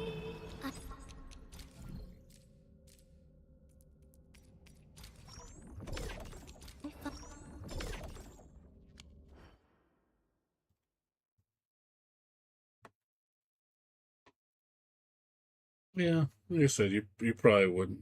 You wouldn't like Wuthering Waves or NT then, because the combat's like that. You're not into the old dodge, counter, parry, team switch combo. You sounds like you don't like that kind of combat. It's probably boring to you. That's a lot of action RPGs nowadays, though. Almost all of them are like that. Especially Gacha. Basically, all copy Bayonetta, Devil May Cry. Those games kind of birthed that gameplay style. So if you don't like Devil May Cry or Bayonetta, you ain't not gonna like those games.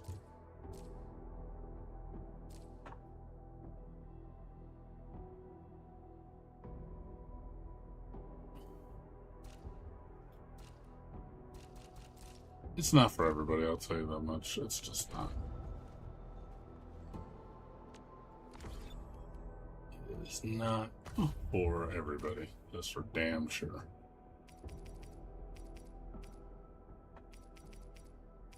So, like I said, I'm assuming you think games like Devil May Cry are boring. All you do is combo things to death.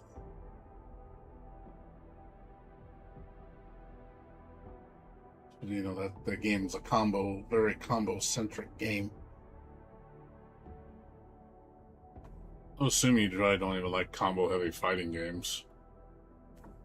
Probably why you probably wouldn't like Marvel either, because it's just combos.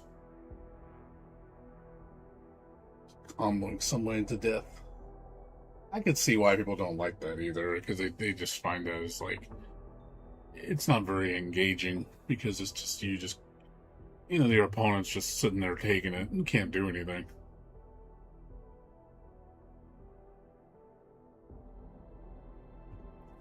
I definitely don't like touch of death fighting games.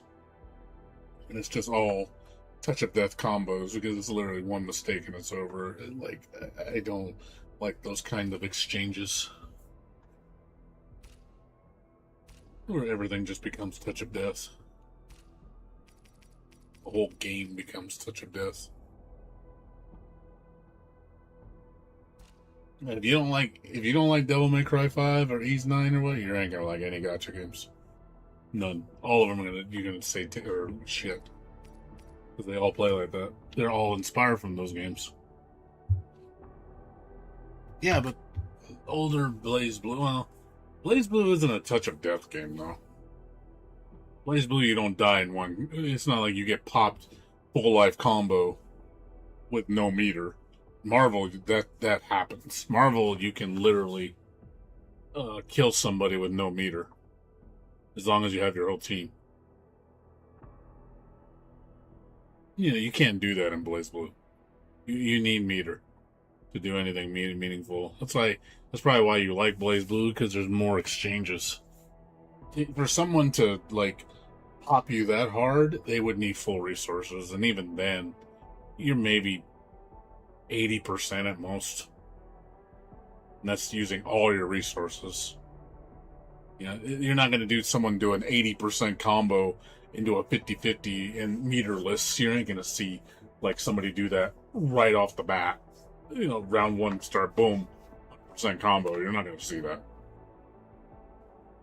Guilty Gear, you won't see that either. You need full resources to do that, something like that. That's probably why you like those games, because you at least have an exchange. Whereas games like Marvel, you probably wouldn't like because you can just happy birthday everybody to death. You know, but those games are meant to be played like that they're designed for you to get happy birthday and, you know, Merry Christmas to death. The game, like, if you see how many people are making infinite combos on, you know, or 100% combos on Tokon, there's tons of them, dude. Like, I think every character has a 100% combo. Which, again, it doesn't surprise me, because it's Marvel. I expect Marvel to have 100% combos. So you're probably going to see that a lot in high-level play.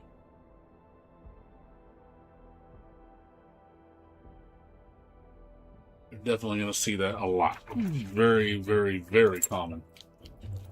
And so don't be surprised when you see tournaments. You're going to see constant people getting popped. And boom, all their life gone. Like, first round, and they're dead. Second round, and they're dead.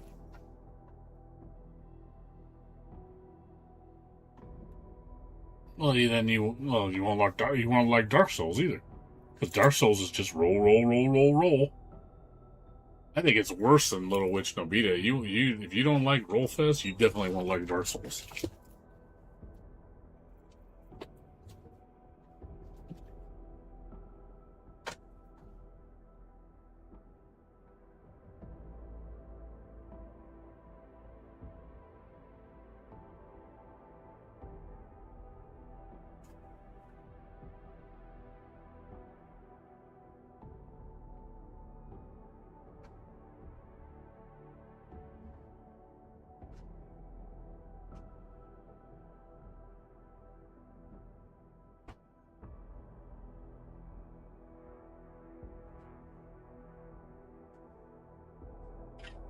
Daredevil!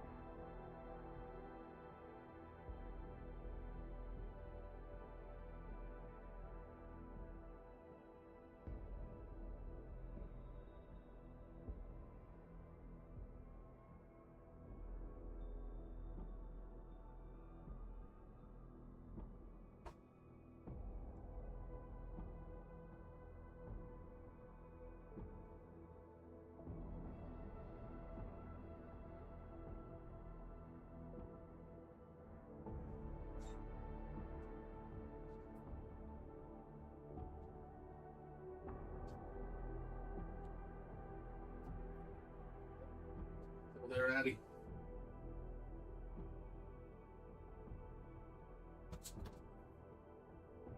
Still there?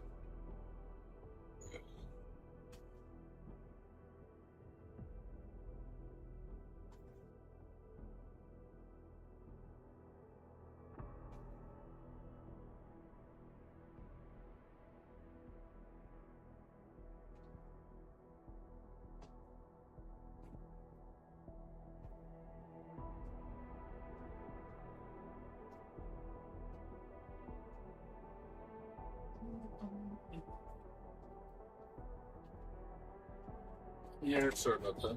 I had to move my car.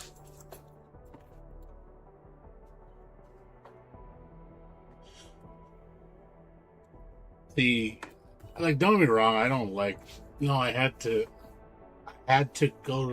move my car, so I had to leave for a minute. I'm back.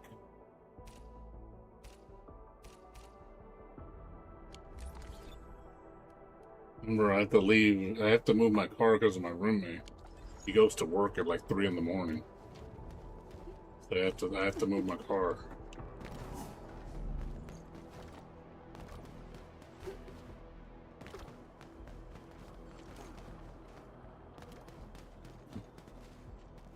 No, but like I said,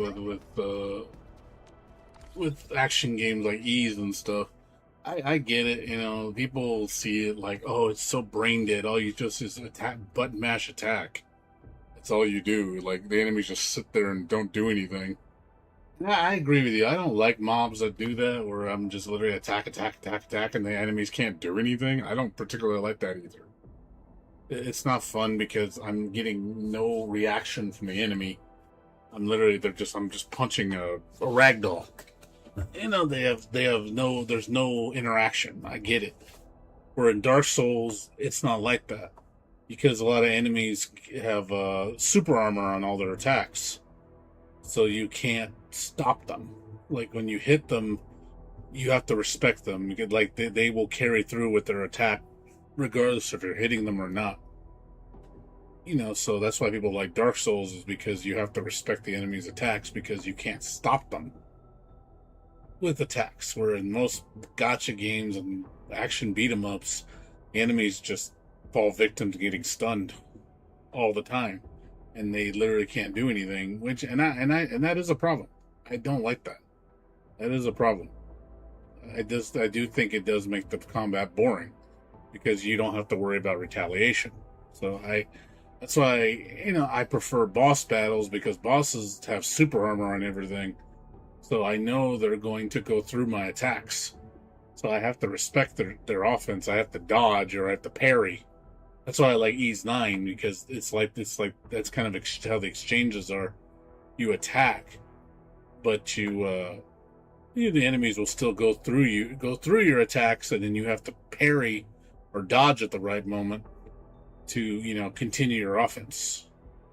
And that's what I like. I like doing that kind of like attack, okay, parry, attack. I like doing that more so. That's where I have fun, because I'm watching what the enemy's doing. I'm not just always attacking.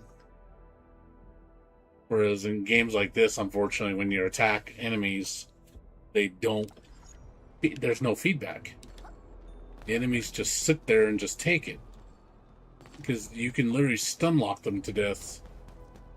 So yeah, I mean, you literally can just button mash all day, and I could see where that gets boring. I mean, I'll show you right now. I'm sure this is what you're talking about that you don't like about these kind of games. It's like just spam attack, like here, like boom, boom, boom, boom, boom, boom, boom, boom, boom. Like, what's the dog gonna do? What's the dog gonna do? Nothing. It's gonna sit there and take it. Hey, look, same thing. The enemy can't do anything. The enemy is literally stuck in stun the whole time.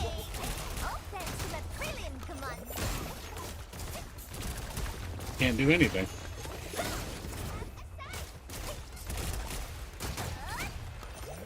But I think super armor's important. Enemies having super armor, because it lets them at least attack. They'll actually go through your attacks and hit you.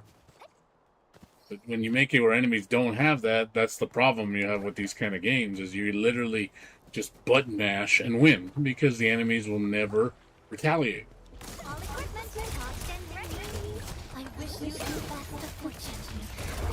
The only ones that will attack you are the ones you're not focusing on. When you're just fighting the enemies you are focused on, they'll never retaliate, ever. They will always get stunned the whole time. So I see the problem with it, but I think the way you solve that problem is you make the enemies have super armor, and you also make their reactions very quick. Because if they act quick, then they won't get. It's on top of super armor. That means there are going to be more exchanges. That's why I liked Ease 9, Ease 8 on Inferno mode, because the game was twice as fast and everything had like super armor. So enemies would constantly be aggressive. Even though I attacked them, it didn't stop them. So and then I had to I still attack, but I have to be mindful of their attacks, because they're going to stop me and kill me if I don't. So it's like, oh, okay, here comes the attack, boom, parry.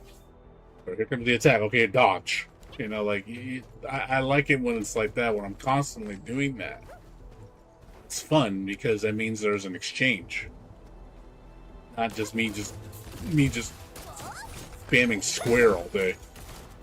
Because I think that's the perception people have of these games, where the whole game is just you spamming square. You never do anything but spam square. You don't do anything else but spam square. Like, there's no thinking at all. Like completely brain dead execution. Like an idiot could do this and beat the whole game just by spamming square. And it's like, if you just do the regular mobs, oh yeah, easy. If I literally threw you my controller and told you to fight every enemy in the zone spamming square, you'd win. I would bet the farm on you, and you don't even know how to play. You would totally win just by spamming square. Nothing would challenge you. Nothing would defeat you. You would mow it down, and you'd be like, "God, this game is made for fucking tards." That's the impression you would get. You're like, "Hey, this game is made for people that have no brain." And I could sit there and say justification, like, yeah, when you're fighting at that level, absolutely. When you're fighting just the fodder mobs, absolutely. But that's not where I have fun. Believe me, I don't enjoy fighting the fodder mobs. I don't.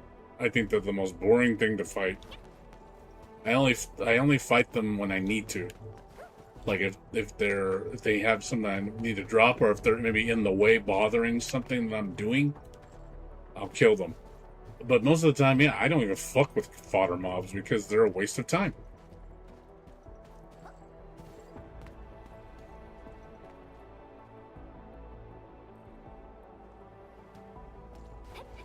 Well, that's what I mean. The problem is, again, and it goes back to what I said. It goes back because you can stun lock them, so they can't perform their attacks. When the enemies are free to do what they want, then they can do what they want. But the minute you stun them, they can't do anything. It doesn't matter what enemy it is.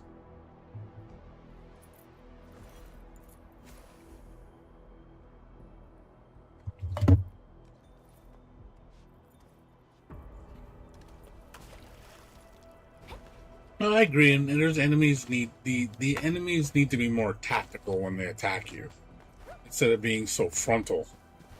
They think too the strategy and how they approach is too basic. Like they come at you very they just charge at you. I get what you're saying. Like certain enemies should flank, some enemies should stay at a distance. You know, there needs to be enemy behavior. It needs to change depending on what kind of enemy they are.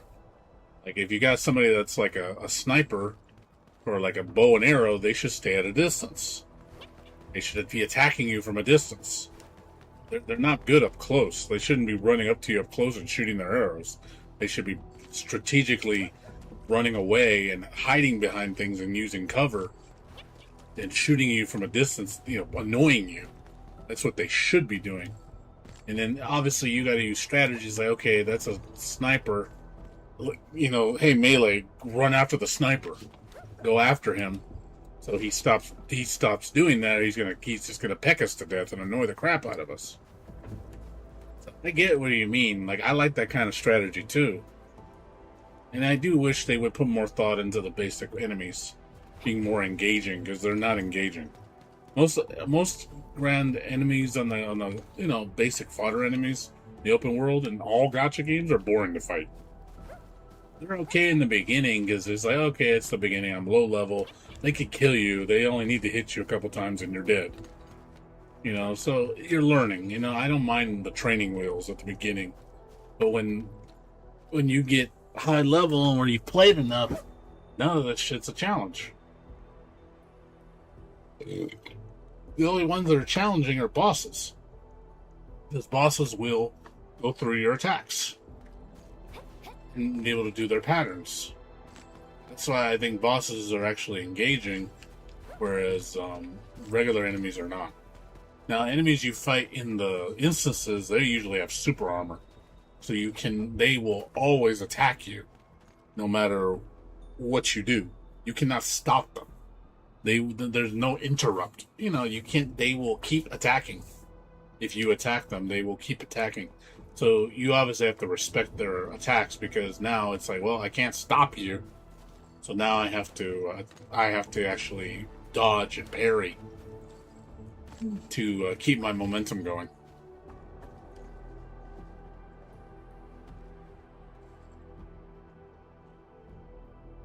Yeah, I think the main problem is, again, making the lesser enemies not so hostile, where they just stand there. One, again, not stand there. Two, be a little bit more active, not be so passive. Like they take too long to act. Like you sit there and like they do this little dance and they don't do anything. They look at you like, oh, attacking, and then they just walk up to you and sidestep. Now I'm going to attack. It's like, okay, 5 seconds later, you're going to attack me now? Yeah, see, like right here, watch. All equipment charged and ready. Gotta scare them just I like don't even have to do anything. You see how long it takes for me to respond? Look at the one over there. It's like slow, man. It's like, dude, like attack faster than that, dude. Yeah, like it's not hard. Like I don't even have to respond, really. Well, the NPCs, I can't. I wouldn't let them attack if they couldn't. Yeah, but yeah, a lot of it's just like, okay. I'm beyond, like, I obviously want them to be faster. That's why I think speed's important. When you make the frequency, when you make the speed twice as fast or 3 times faster, frequency increases. So now they're attacking a lot more rapidly. So now you have to be more careful, because now it's like, okay, now they're attacking me. Now I'm actually have to watch what they're doing. Because it's not just yawn 5 seconds, are you going to throw an attack at me? Because you're just like, obviously I see it, it's like slow as shit. So I know when to dodge. But it does come off, yeah, it does come off too easy. But if it was like ease 9 or ease 8 on turbo mode, the enemy's like, wah, wah, wah, wah. Like every 2 seconds or 1 second they're attacking. So it's like, oh shit. I gotta watch what you're doing because you're so aggressive.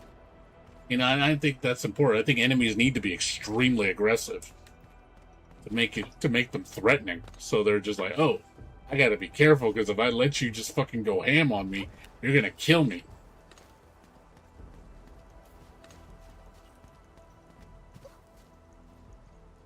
But it's also, yeah, enemy behavior. I do think enemies need to not just be always aggressive. They need to be strategic. I said, like wolves, you know, they attack in packs, they flank. They should have an encircling strategy. If one wolf has got you in the front, the other wolf should be coming around you a circle to keep. Now you shift your focus. Now you're like, okay, I got multiple targets here, spread out from each other, they're covering my blind spots that I can't see them. So that you obviously have to reposition yourself. They don't circle you around you, so they don't encroach on you. So I get it. But I think that's what it is. They need more aggression. Stop being so passive. Enemies in these games are just too passive. But at the same time, it's like, at least they don't do that for the bosses too. Imagine the bosses were like that, where you could just stun lock them to death and they couldn't, and they're very docile. Bosses would be, yeah, if all bosses were that way too, the same as the overworld man, oh man, that would ruin the game. Bosses need to be engaging. I do feel like the basic mobs, like, it does need to be a step up from where it is. I do think basic mobs in these games are way too passive and way too easy to lock down. It is a problem. I see with all gacha games. All gacha games do it. I don't think there's a single gacha game does where they don't do that. They all do it. And it sucks. I don't like it. I wish the enemies were in such fucking pushovers. It doesn't feel like there's any engagement at all. You can literally just, like I said, button mash and just beat everything. But at the same time, I know that these enemies aren't meant to be a challenge. They're just more meant to be a nuance. They're not really meant to. There is no challenge to these things. They're just there to be there, you know? I don't come here for challenge. I come here to get shit done. So, but I don't want everything to become a boss either, or you make all the regular enemies feel like mini bosses. Because that's not fun either, because then that becomes frustrating. Like, that's frustrating to me. You don't want to be like, oh, look, I'm exploring the open world and just gathering stuff for materials. You know, you've beaten the game already, but then, oh my god, like, exploring this is a chore because everything is like a mini boss and it's going to destroy you. And then it's like, then you make the game a chore to explore. You know, that's why you don't want to make it too hard. So there's a balance. I obviously think it needs to be more aggressive, but don't make it too absurd. Don't make it ridiculously absurd.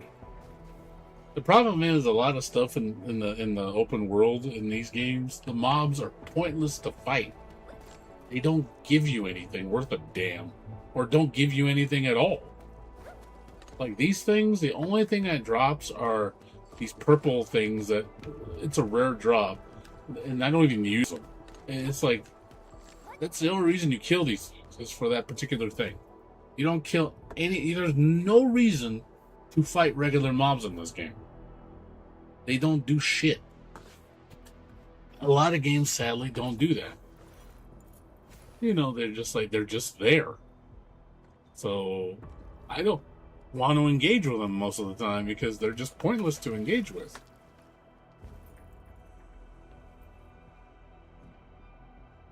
But I think there needs to be a balance. So definitely the balance is they're just a lot of mobs I feel just don't add much to the experience. Like at the same time, I don't want the whole map empty because that's not fun either. And then that's even more boring. But I do feel there needs to be a little bit more engagement with the overworld mobs. A little bit. Like I think they need to boost the engagement factor just a bit. Like not like a huge amount, but a good amount. I'm not saying it, like I said, don't make them all bosses. I don't want like, oh my god, this level 60 dinky enemy is like fighting a level 90 boss because he's so fucking annoying or so fucking tough. And then it's gonna be like, then you're not gonna engage with them at all. Now they're just annoying to even engage with. Now you don't even want to engage. Period. You don't. I think that creates the same problem as making them pointless to farm. Now you've created the problem is now I just want to avoid them because they're just annoying to deal with. Like they give me no purpose for beating them. See, I think also you gotta realize when you fight these kind of things, besides making them hard, there needs to be a reason to fight them. Give me a reason to engage. If they're gonna drop some cool shit or some good sync materials or something like that, it's actually worth a damn, then I'll actually want to engage with them. But if it's like, oh, you're just killing them and they gave you 1 gold coin. What's a gold coin worth? Nothing. I can do quests and get 50,000 more gold coins that take less time. Then why fight it? What's the point? Why did you... So it's ultra hard. What? EPness? Is that what you want to do?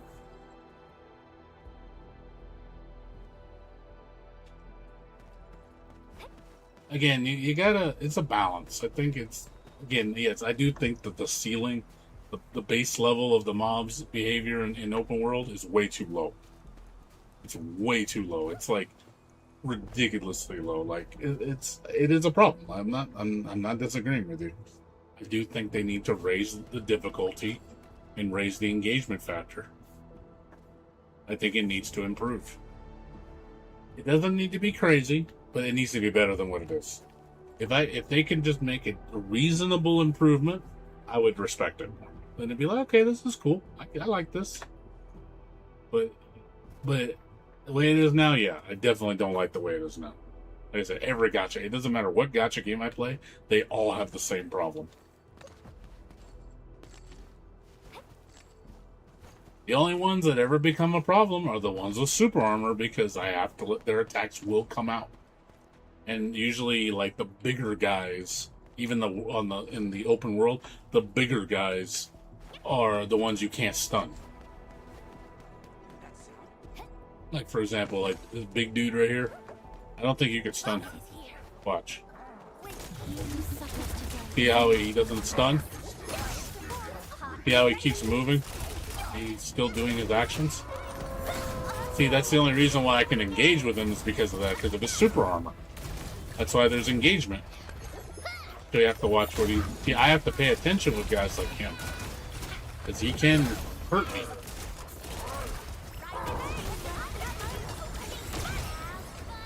There's actual engagement with him. Because he's doing something. These girls actually have a unique property. See how they're dodging everything?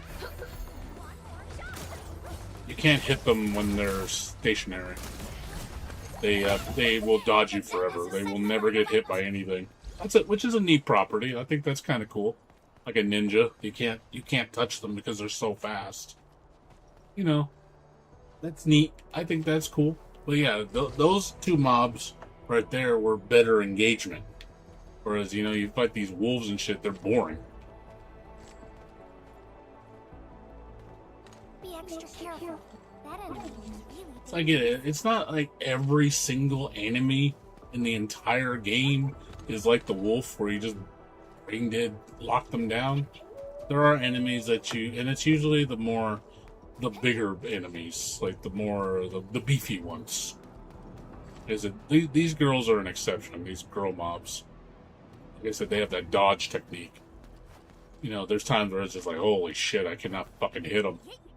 Because they just dodge everything incessantly, and the only way you can hit them is when they are executing a move. Because then they'll stop dodging, and then you can stun them. So again, that is a unique way to fight that enemy, because that is, you know, a strategy you have to use. You can't just button mash this because it's not going to work. Because if they're not doing anything, they're just going to dodge you all day. You'll never kill them.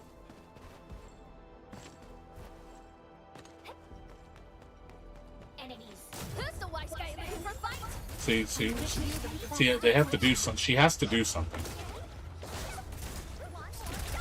It's the only way I'm going to stun her. If she's done something, I could stun lock her. But if she's not doing anything, it's just dodge, dodge, dodge, dodge, dodge, dodge. But yeah, I do think there needs to be more. You need to have that more kind of variety of enemies. But yeah, too many of them follow that and mentality. They're all herp derp. You can tell there's no thinking. And I don't want my entire game to just bring brain dead either. I like this game's combat. You know, it's not the deepest, but it's got some pretty interesting things about it. I like the elemental reaction system. You know, the different effects of gravity, paralyze. You know, it has like the RPG element system, which I like. I love that. You know, and it built in a combo system, and the fact that all four players are on the same screen at the same time, like Grand Blue, which I like. Grand Blue's fun. But yeah, I think again the problem is that engagement factor where it feels more like a dance, where you're like going from offense to defense, back and forth. When you do get into your offensive mode, you attack, you dodge, you parry. You know, it's kind of like that. It changes the momentum. To keep momentum, you have to keep doing the right thing to keep going, which I think is engaging because you have to pay attention to what you're doing. It isn't just spamming square. But also too, yeah, I think the enemy behavior. So you need to keep that in mind when you're fighting them to fight them more efficiently. Well, I get it. I get where you're coming from, Addy. Believe me, dude. I'm not that dense about it. Like, I hope you don't think I just play brain dead games because I'm an Unga thinker. It isn't. I'm honestly not Unga. I know it may come off that I am an Unga person or I play Unga.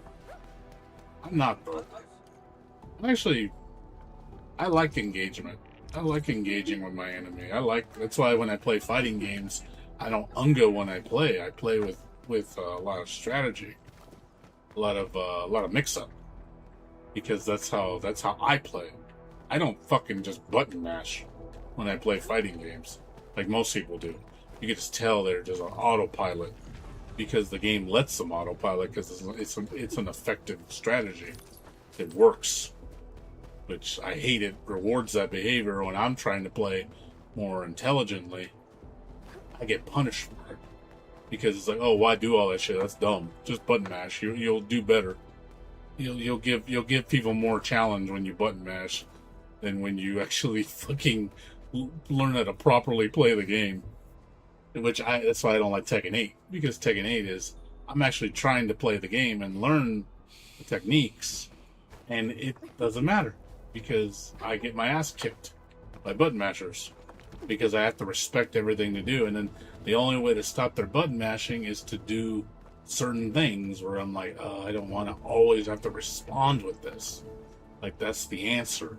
They do this, you do this. They do that bullshit move, you do the bullshit move back to them. It's like, I don't want to play like that. You know? I feel like I'm not really... The game seems very shallow at that point. Because you're basically telling me everything has a single solution. Yeah, that's why I like. I don't know if you ever see me play a fighting game. Like when I'm in my zone, when I mix up like crazy, dude. I'm like, I get like I've gotten people like damn, you're scary, man. You're scary when you get going.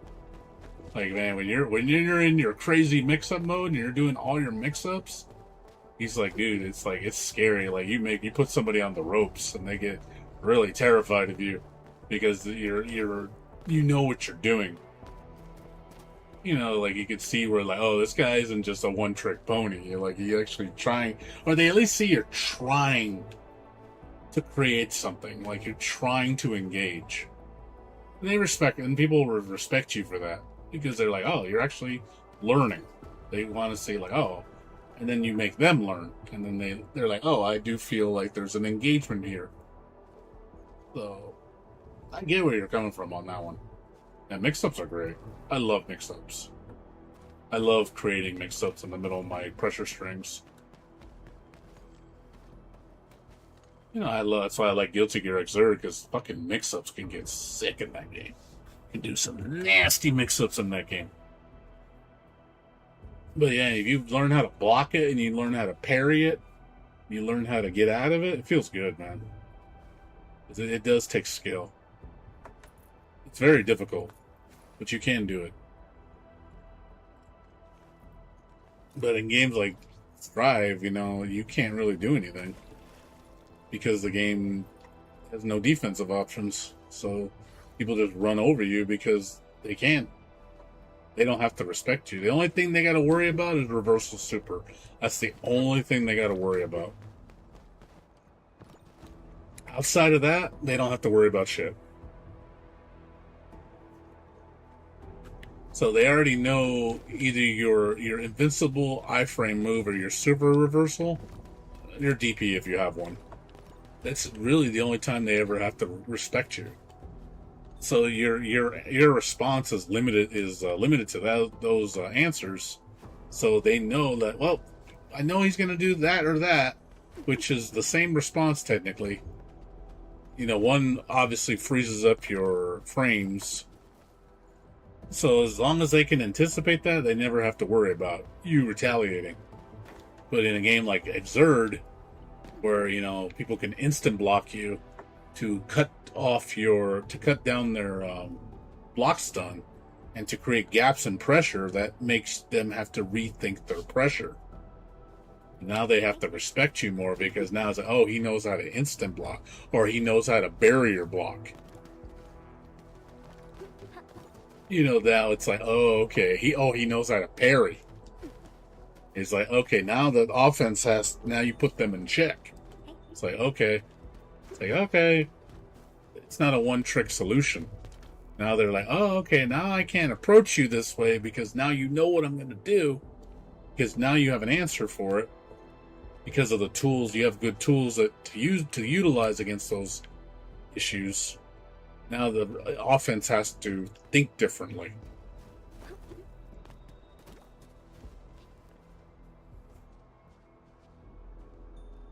Yeah, you just gotta know. What's up, Saiduno? Am I saying your name right? How you doing? We're just talking about fighting games right now. I've already done all my dailies in this game. What's going on with you?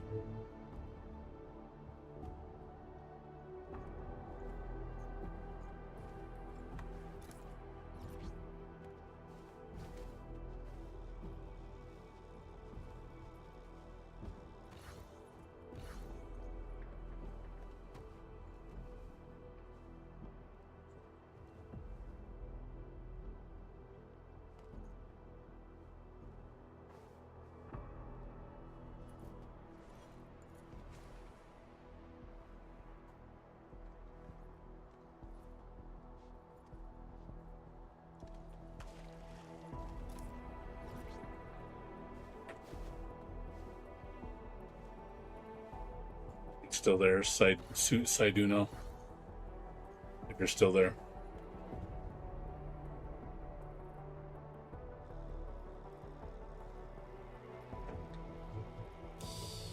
I think the entrance some rest. Long distance hauls can get really tiring. Let's keep it down and give the Oh, yeah. engine some quiet time to unwind. What's that? I get where you're coming from. Believe me, Addie. I'm more for you than you think I am. I do like meaningful exchanges. You know, you that's why you need good defense and offense mechanics in fighting games. Because if it's just all offense, the defense can't do anything. Then it just becomes an under game. You make the offense so damn strong where the defense doesn't really matter. So now it just becomes of who can land the bullshit first. Because they don't have to worry about the defense because it's weak. That could be a design choice. That's Marvel, basically. Marvel, you never want to be on defense. You never want to be on defense in a Marvel game. That's like taboo to be on defense. You are going to get wrecked if you're on defense in a Marvel game. It is not designed that way. And you're blocking, you're playing it wrong. You need to be the one on offense all the time. And if someone's being offensive, you need to get out of it and then start putting the pressure on them. So I get it. It's not really like it's not a game where you play defensively. It's just you just don't play the game like that. It's not designed that way. It never was.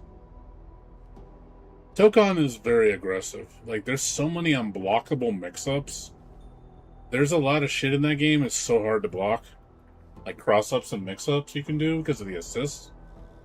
So believe me, when you start seeing high-level play, you're going to see a lot of shit where you're just like, holy crap. You're going to get people like, it's going to be a nightmare to block.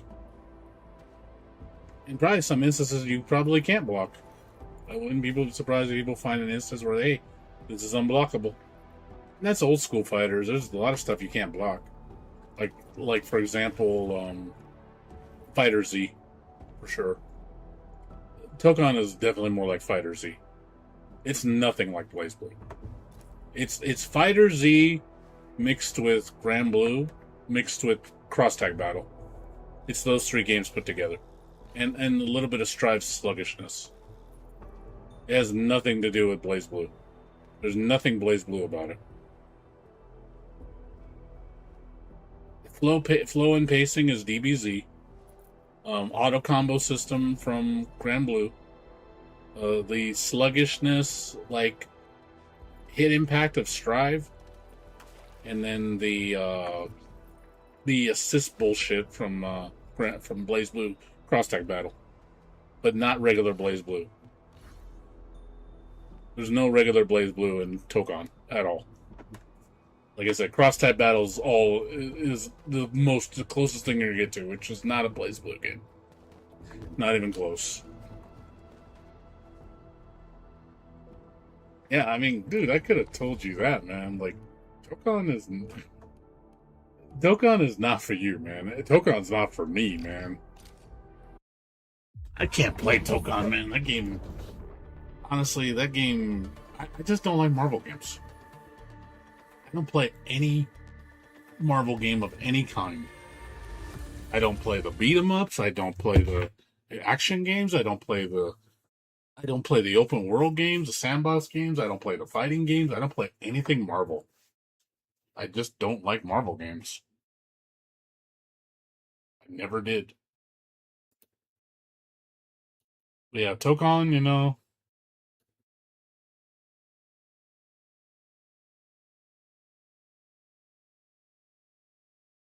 Yeah, Tokon is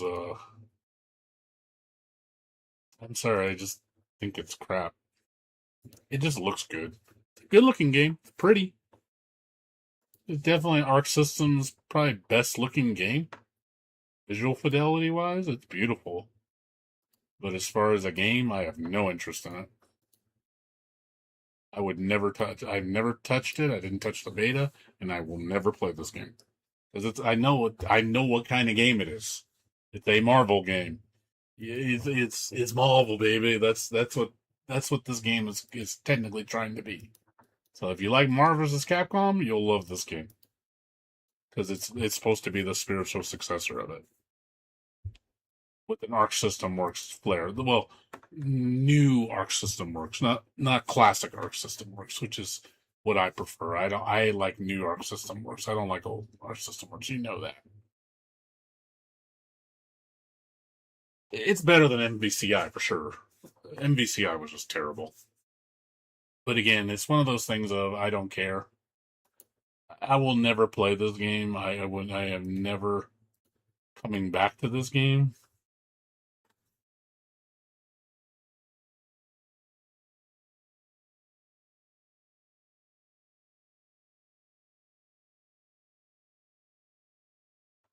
It's cool. Happy this game is doing well. I just see these little indie games, these games getting, or game, lesser known games become, liked. That's cool, man. That's pretty cool. It's not an Arc System Works game. Arc System Works didn't make Chaos Code. You're wrong. You're wrong about that, Addy. Arc System Works did not make Chaos Code. I don't know if you knew that. I know it says Arc System Works brought it out. They did not make it. They are not the developers. I know it says Arc System Works on here. They are not the developers, Addy. They did not make it. Remember, it's okay. It does say Arc System Works developer. It's not like they didn't make the game. They just all they did. Like this game. I know it says developer Arc System Works, which is like they developed the rollback for it.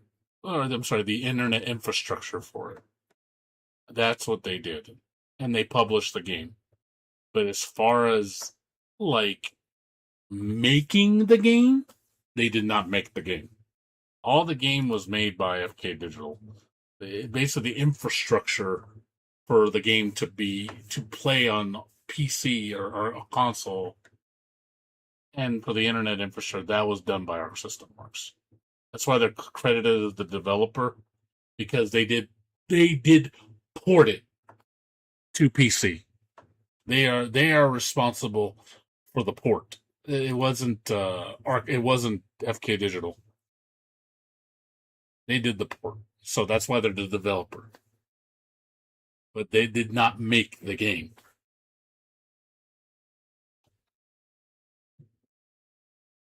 It has old school. It does have old school art for sure. That kind of philosophy behind it. Definitely the old school style of fighting games. It is in line with their mantra or with their style. But yes, and I have a feeling they're going to publish it. They're probably going to publish this game on PC and on PS5. I'm 100% sure it's going to be them, because one, they're going to have the rollback technology. They've got it down to a science. They're one of the best as far as Japanese developers putting in rollback, so that makes sense because FK Digital doesn't know how to put in rollback netcode. They're not experienced with that shit.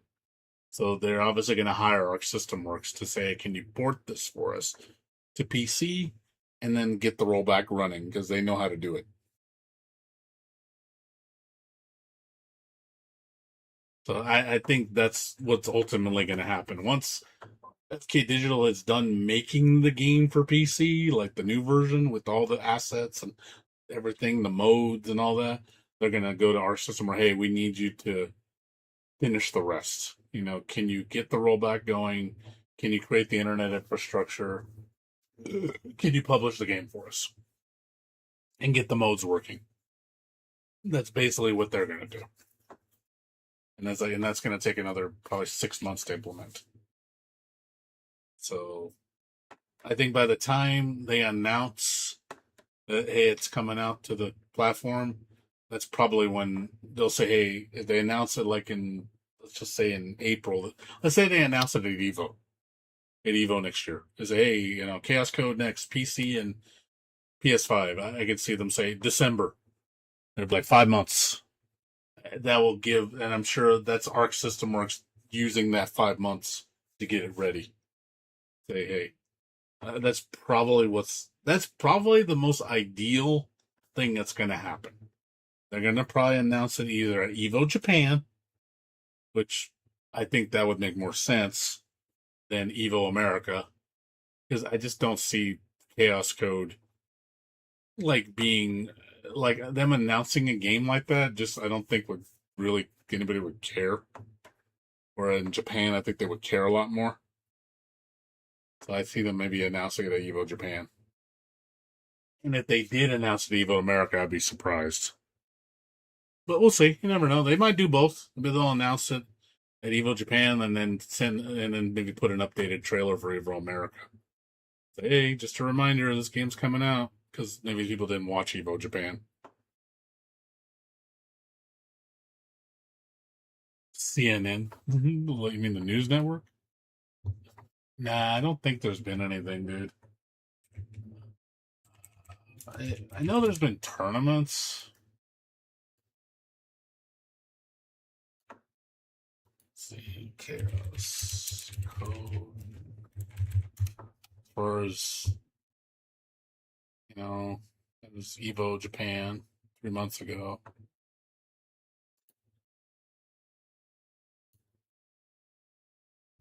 Yeah, just matches.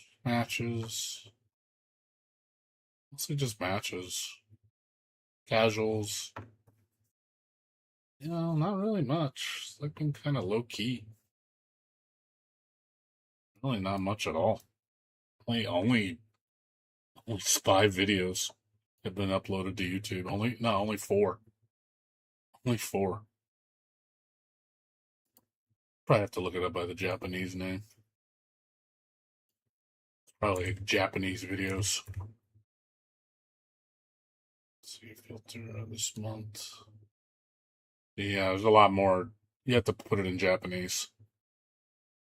A lot more Japanese videos. Very few English. Yeah, it's just casuals. A lot of videos, though. There's KGP. I know that's a tournament.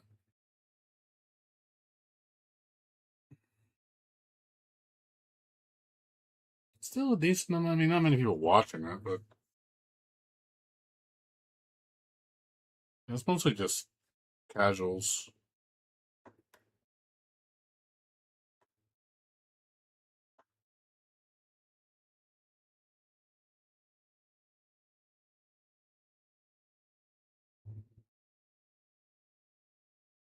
Well, I think Chaos Code Next is going to be the. Well, remember, that was the original name, and then they changed it to Nemesis Experiment. So I wouldn't be surprised if Next is going to be, because they're going to have to change the title, because this is going to be the updated version. So they're probably going to call it Chaos Code Next something else. Well, maybe they'll put the original name, which is Next Episode of Extreme. I think it's called like that. Chaos Code Next Episode of Extreme Tempest. Chaos Code Next Episode. Yeah, that's the full name. Chaos Code Next Episode of Extreme Tempest. Next.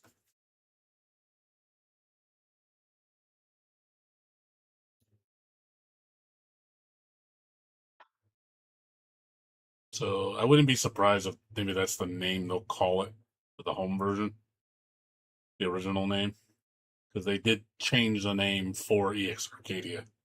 So maybe that's gonna be the real name when it comes out to home version, because they don't want to call it the same name because of conflict of interest, because promoting separate products, so they don't. Obviously, I'm pretty sure they're gonna change the name. I personally like the next name better. I don't like Nemesis Experiment. It seems weird. Like, even the logo. Like, I like the next logo better than like, you see the logo here. Let's see logo. Like, you see the logo here. And you see the logo here. Like, I don't like this logo. This looks weird. It like completely covers up the next part. I think this looks much better. I don't like that subtitle right there. It looks like someone just threw it in over it. It looks weird. I actually like. I think this looks a lot cleaner with it not there. Makes it really. The next part looks really nice. The font. I don't like this. Like I said, it just completely covers it up. It's almost like it was Photoshopped last minute because they had to put a different name. But I like this better. I do like Nick's episode of Extreme Tempest. Looks a lot cleaner.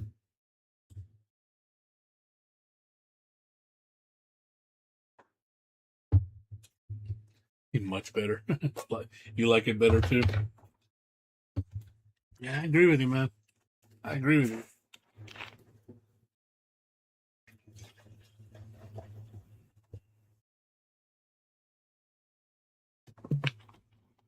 Well, we'll see, dude. I mean, I'm keeping an eye on it, man. I'll let you know if I hear anything. Like I said, we got that information from the creator. You know, that's all we're gonna get right now. I don't think we're gonna get anything else.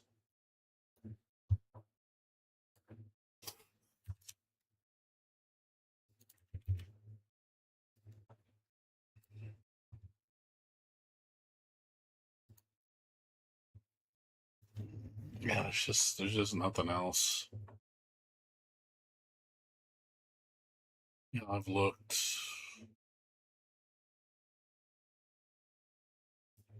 I like how the Japanese call it next. They don't even call it Nemesis Experiment.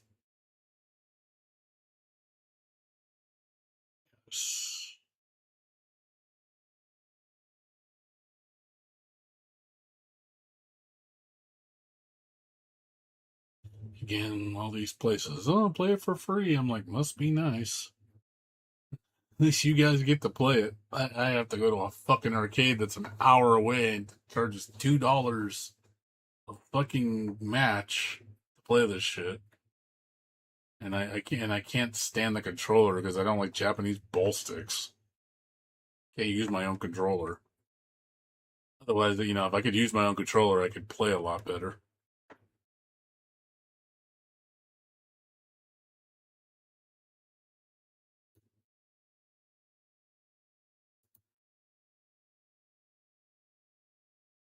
Yeah, just arcade. It's just arcade shit, dude.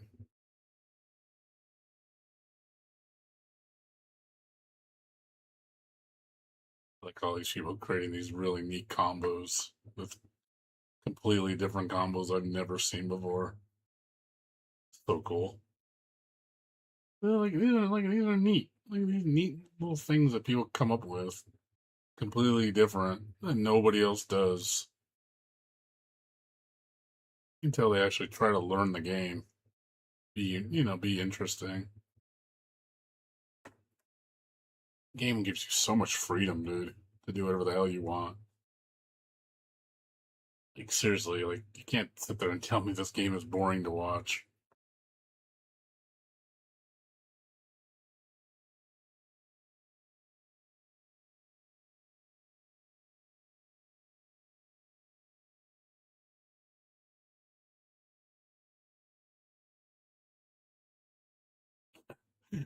Like it's so long. It looks so cool though. So cool.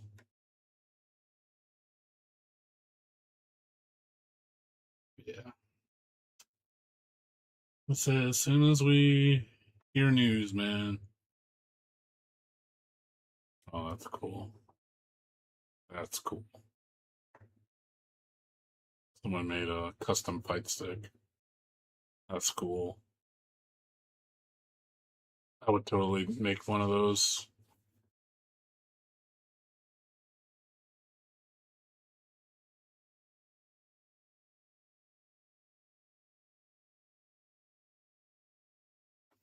Nah. No, I wouldn't. Dude, you imagine how many Japanese people are gonna be playing it, dude? Yeah, the American players wouldn't know what to do. They'd be like, "This game's too hard." I can picture people complaining and the game's too difficult to play. The problem is, like, when this game first came out, like, nobody was on it. It was dead, dude. It was so dead online. It was really bad.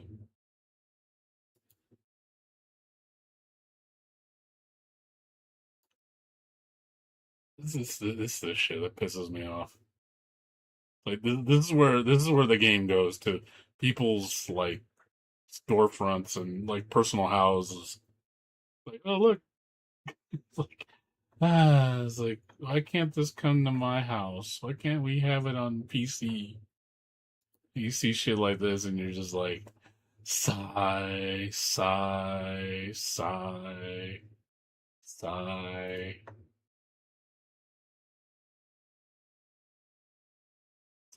It's like you know it's designed for PS5 or PS4 and PC, and it's like sigh. It's on arcade. Sigh. It's like you know it could totally be on a console or PC, but nope, it's on arcade. Like, sigh. You know, people bringing their own custom sticks. I'm playing it on a PC monitor, and it's on an arcade board. I'm like,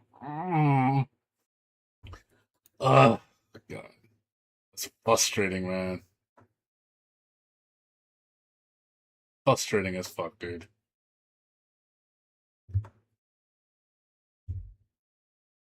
So I'm gonna keep bugging the creator, like PC win, PC win, PC win. I'm gonna keep bugging him until he gets mad at me and says, "Stop asking." You're like, I'm not gonna stop asking until you give us an answer. You just like, dude, man. PC win.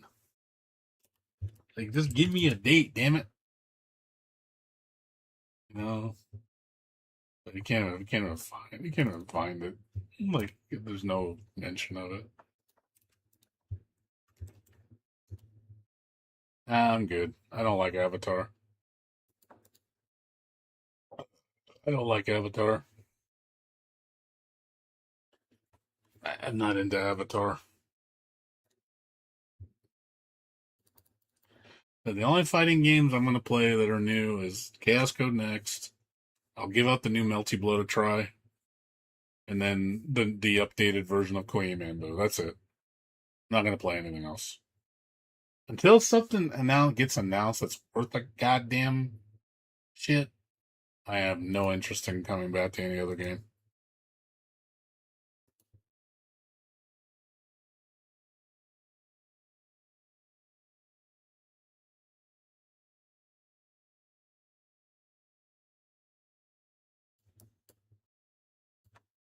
Like, come on, man.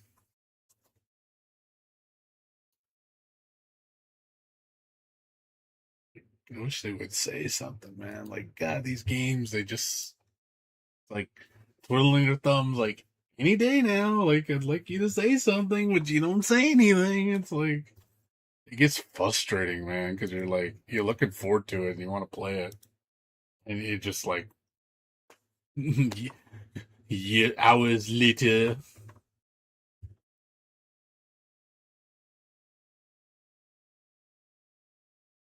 That's another one. He's laugh. He's laugh. I don't know when that's going to be done. That's been in development for years. It's made by one dude. I understand it takes a lot of time. But man, dude, like, how long are you going to fucking take? Like, you just get tired of waiting, man. Like, he's lucky I'm patient, but it's just like, I get it. It's just you. I get it. I get it's just one guy working on all that shit. It's a lot of work. But it's also, it's time consuming, dude. Like, how long am I wait? 20 years? Like, we're going on how many years now since he introduced the sequel? Like, what, 5, 6, 7? Like, dude, man, like, when's the end in sight? Like, when's it going to be finished? know, like, hey, I love what I'm seeing, but fuck, dude, you know. A lot of times, I wish people wouldn't show anything because it just kills hype when you say something, and then I understand he's showing progress slowly, but sometimes I kind of don't like that because it just gets the weight gets grating. So it's just like I'd rather you just not show it. Just work on it and just like say it's a game I'm working on, no ETA, and that's it. You just don't talk about it anymore, or just don't say anything. Don't say anything and just work on it in quiet. And then you just bring it out of nowhere. Like I think that's the best way to do it because at least no one has any expectations of it happening if you don't say anything. It's, don't be like 2XKO. Oh man, it's coming out. Oh man, it's coming out 5 years later. It's coming out, guys. It's coming out, guys. It's like, okay, I don't care anymore. I've been waiting so long that I just don't care anymore. Kind of thing. So, all right, dude. No problem, Maddie. I'm gonna call it a night too. I'm gonna go chill for a little bit, watch some videos, and then I'm gonna go sleep. I got nothing to do tomorrow, so I'm gonna be pretty lazy. I'm gonna be really lazy today. I got a lot of shit to do on Thursday though. I gotta get up at 11 o'clock, and I gotta leave the house at 12. I gotta drop off my car for my oil change, and then I gotta go to Walgreens across the street, get my vaccines done. Then I gotta pick up my medication. Then I gotta go over to the store, pick up some lunch meat. I gotta go get my car washed. Then I gotta go to another store and use up some coupons. And then I gotta come back home. Then I gotta take my roommate to work, and then I'll be back home probably like 7, eat dinner, and then I'll jump on probably around 9. And then Thursday I gotta work on that. I gotta put that steel wolf thing for the rats, and then yeah, Wednesday. Yeah, I gotta do that too when I get back. I gotta put the steel wool because I'm supposed to get it Thursday afternoon. So I'll probably do that when I get back, and then I'll go take my roommate to work because I gotta take him in at 6 o'clock. I also gotta take him driving practice, and then take him to work, then eat dinner. I probably won't be free until like 8 o'clock. I mean, I'm gonna be pretty busy Thursday. Got a lot of stuff to do. And Friday should be super chill for the most part. I don't think I can get up really late. Same thing with Saturday. I got really nothing to do except I gotta take my roommate to his cousin's house, and I gotta go see my mom. I'm gonna go visit my mom for a few hours, and then that's it. And then Sunday, I got nothing. Monday, I got a decent amount of stuff to do. I gotta do my job searches. I gotta do my unemployment. I gotta go down to. I gotta print those documents for my notary, and then I gotta go down to Chase and get my notary signed. And then we're gonna go watch a movie afterwards, and then I'll be done. And then the rest of the week, I got shit to do. Be lazy for the rest of the week. I might do the lawn on Tuesday. Thinking about it to get it done. The lawn's probably getting long back there. Go give it a trim. It only takes me like 20-30 minutes to do the lawn. And I only do it once a month, so I gotta do the bathroom. In the bathroom, my roommate's gonna do it tomorrow, and then I'll do it on next Wednesday. So next Wednesday I'll do the lawn, and I'll do the bathroom. Get both of those done. It should take me like an hour. Take me too long. But anywho, I'm gonna log off, guys. Thanks for watching, everybody. I'll try to be on early tomorrow. Like I said, my internet's been running really good, so I have no issues with streaming early anymore. It's just like I said, the weather's been. It has not been cooling down. It's still been high 80s, 90s like every day this week. It's been really bad. So I do think we're gonna have quite a heat wave for a while. So because of that, I'm not gonna go on until at least 9 o'clock. It's just not happening. I'm just too miserable before that. I'm like sweating like a pig. So I can't be doing that shit. So, anyways, I'll see you guys later.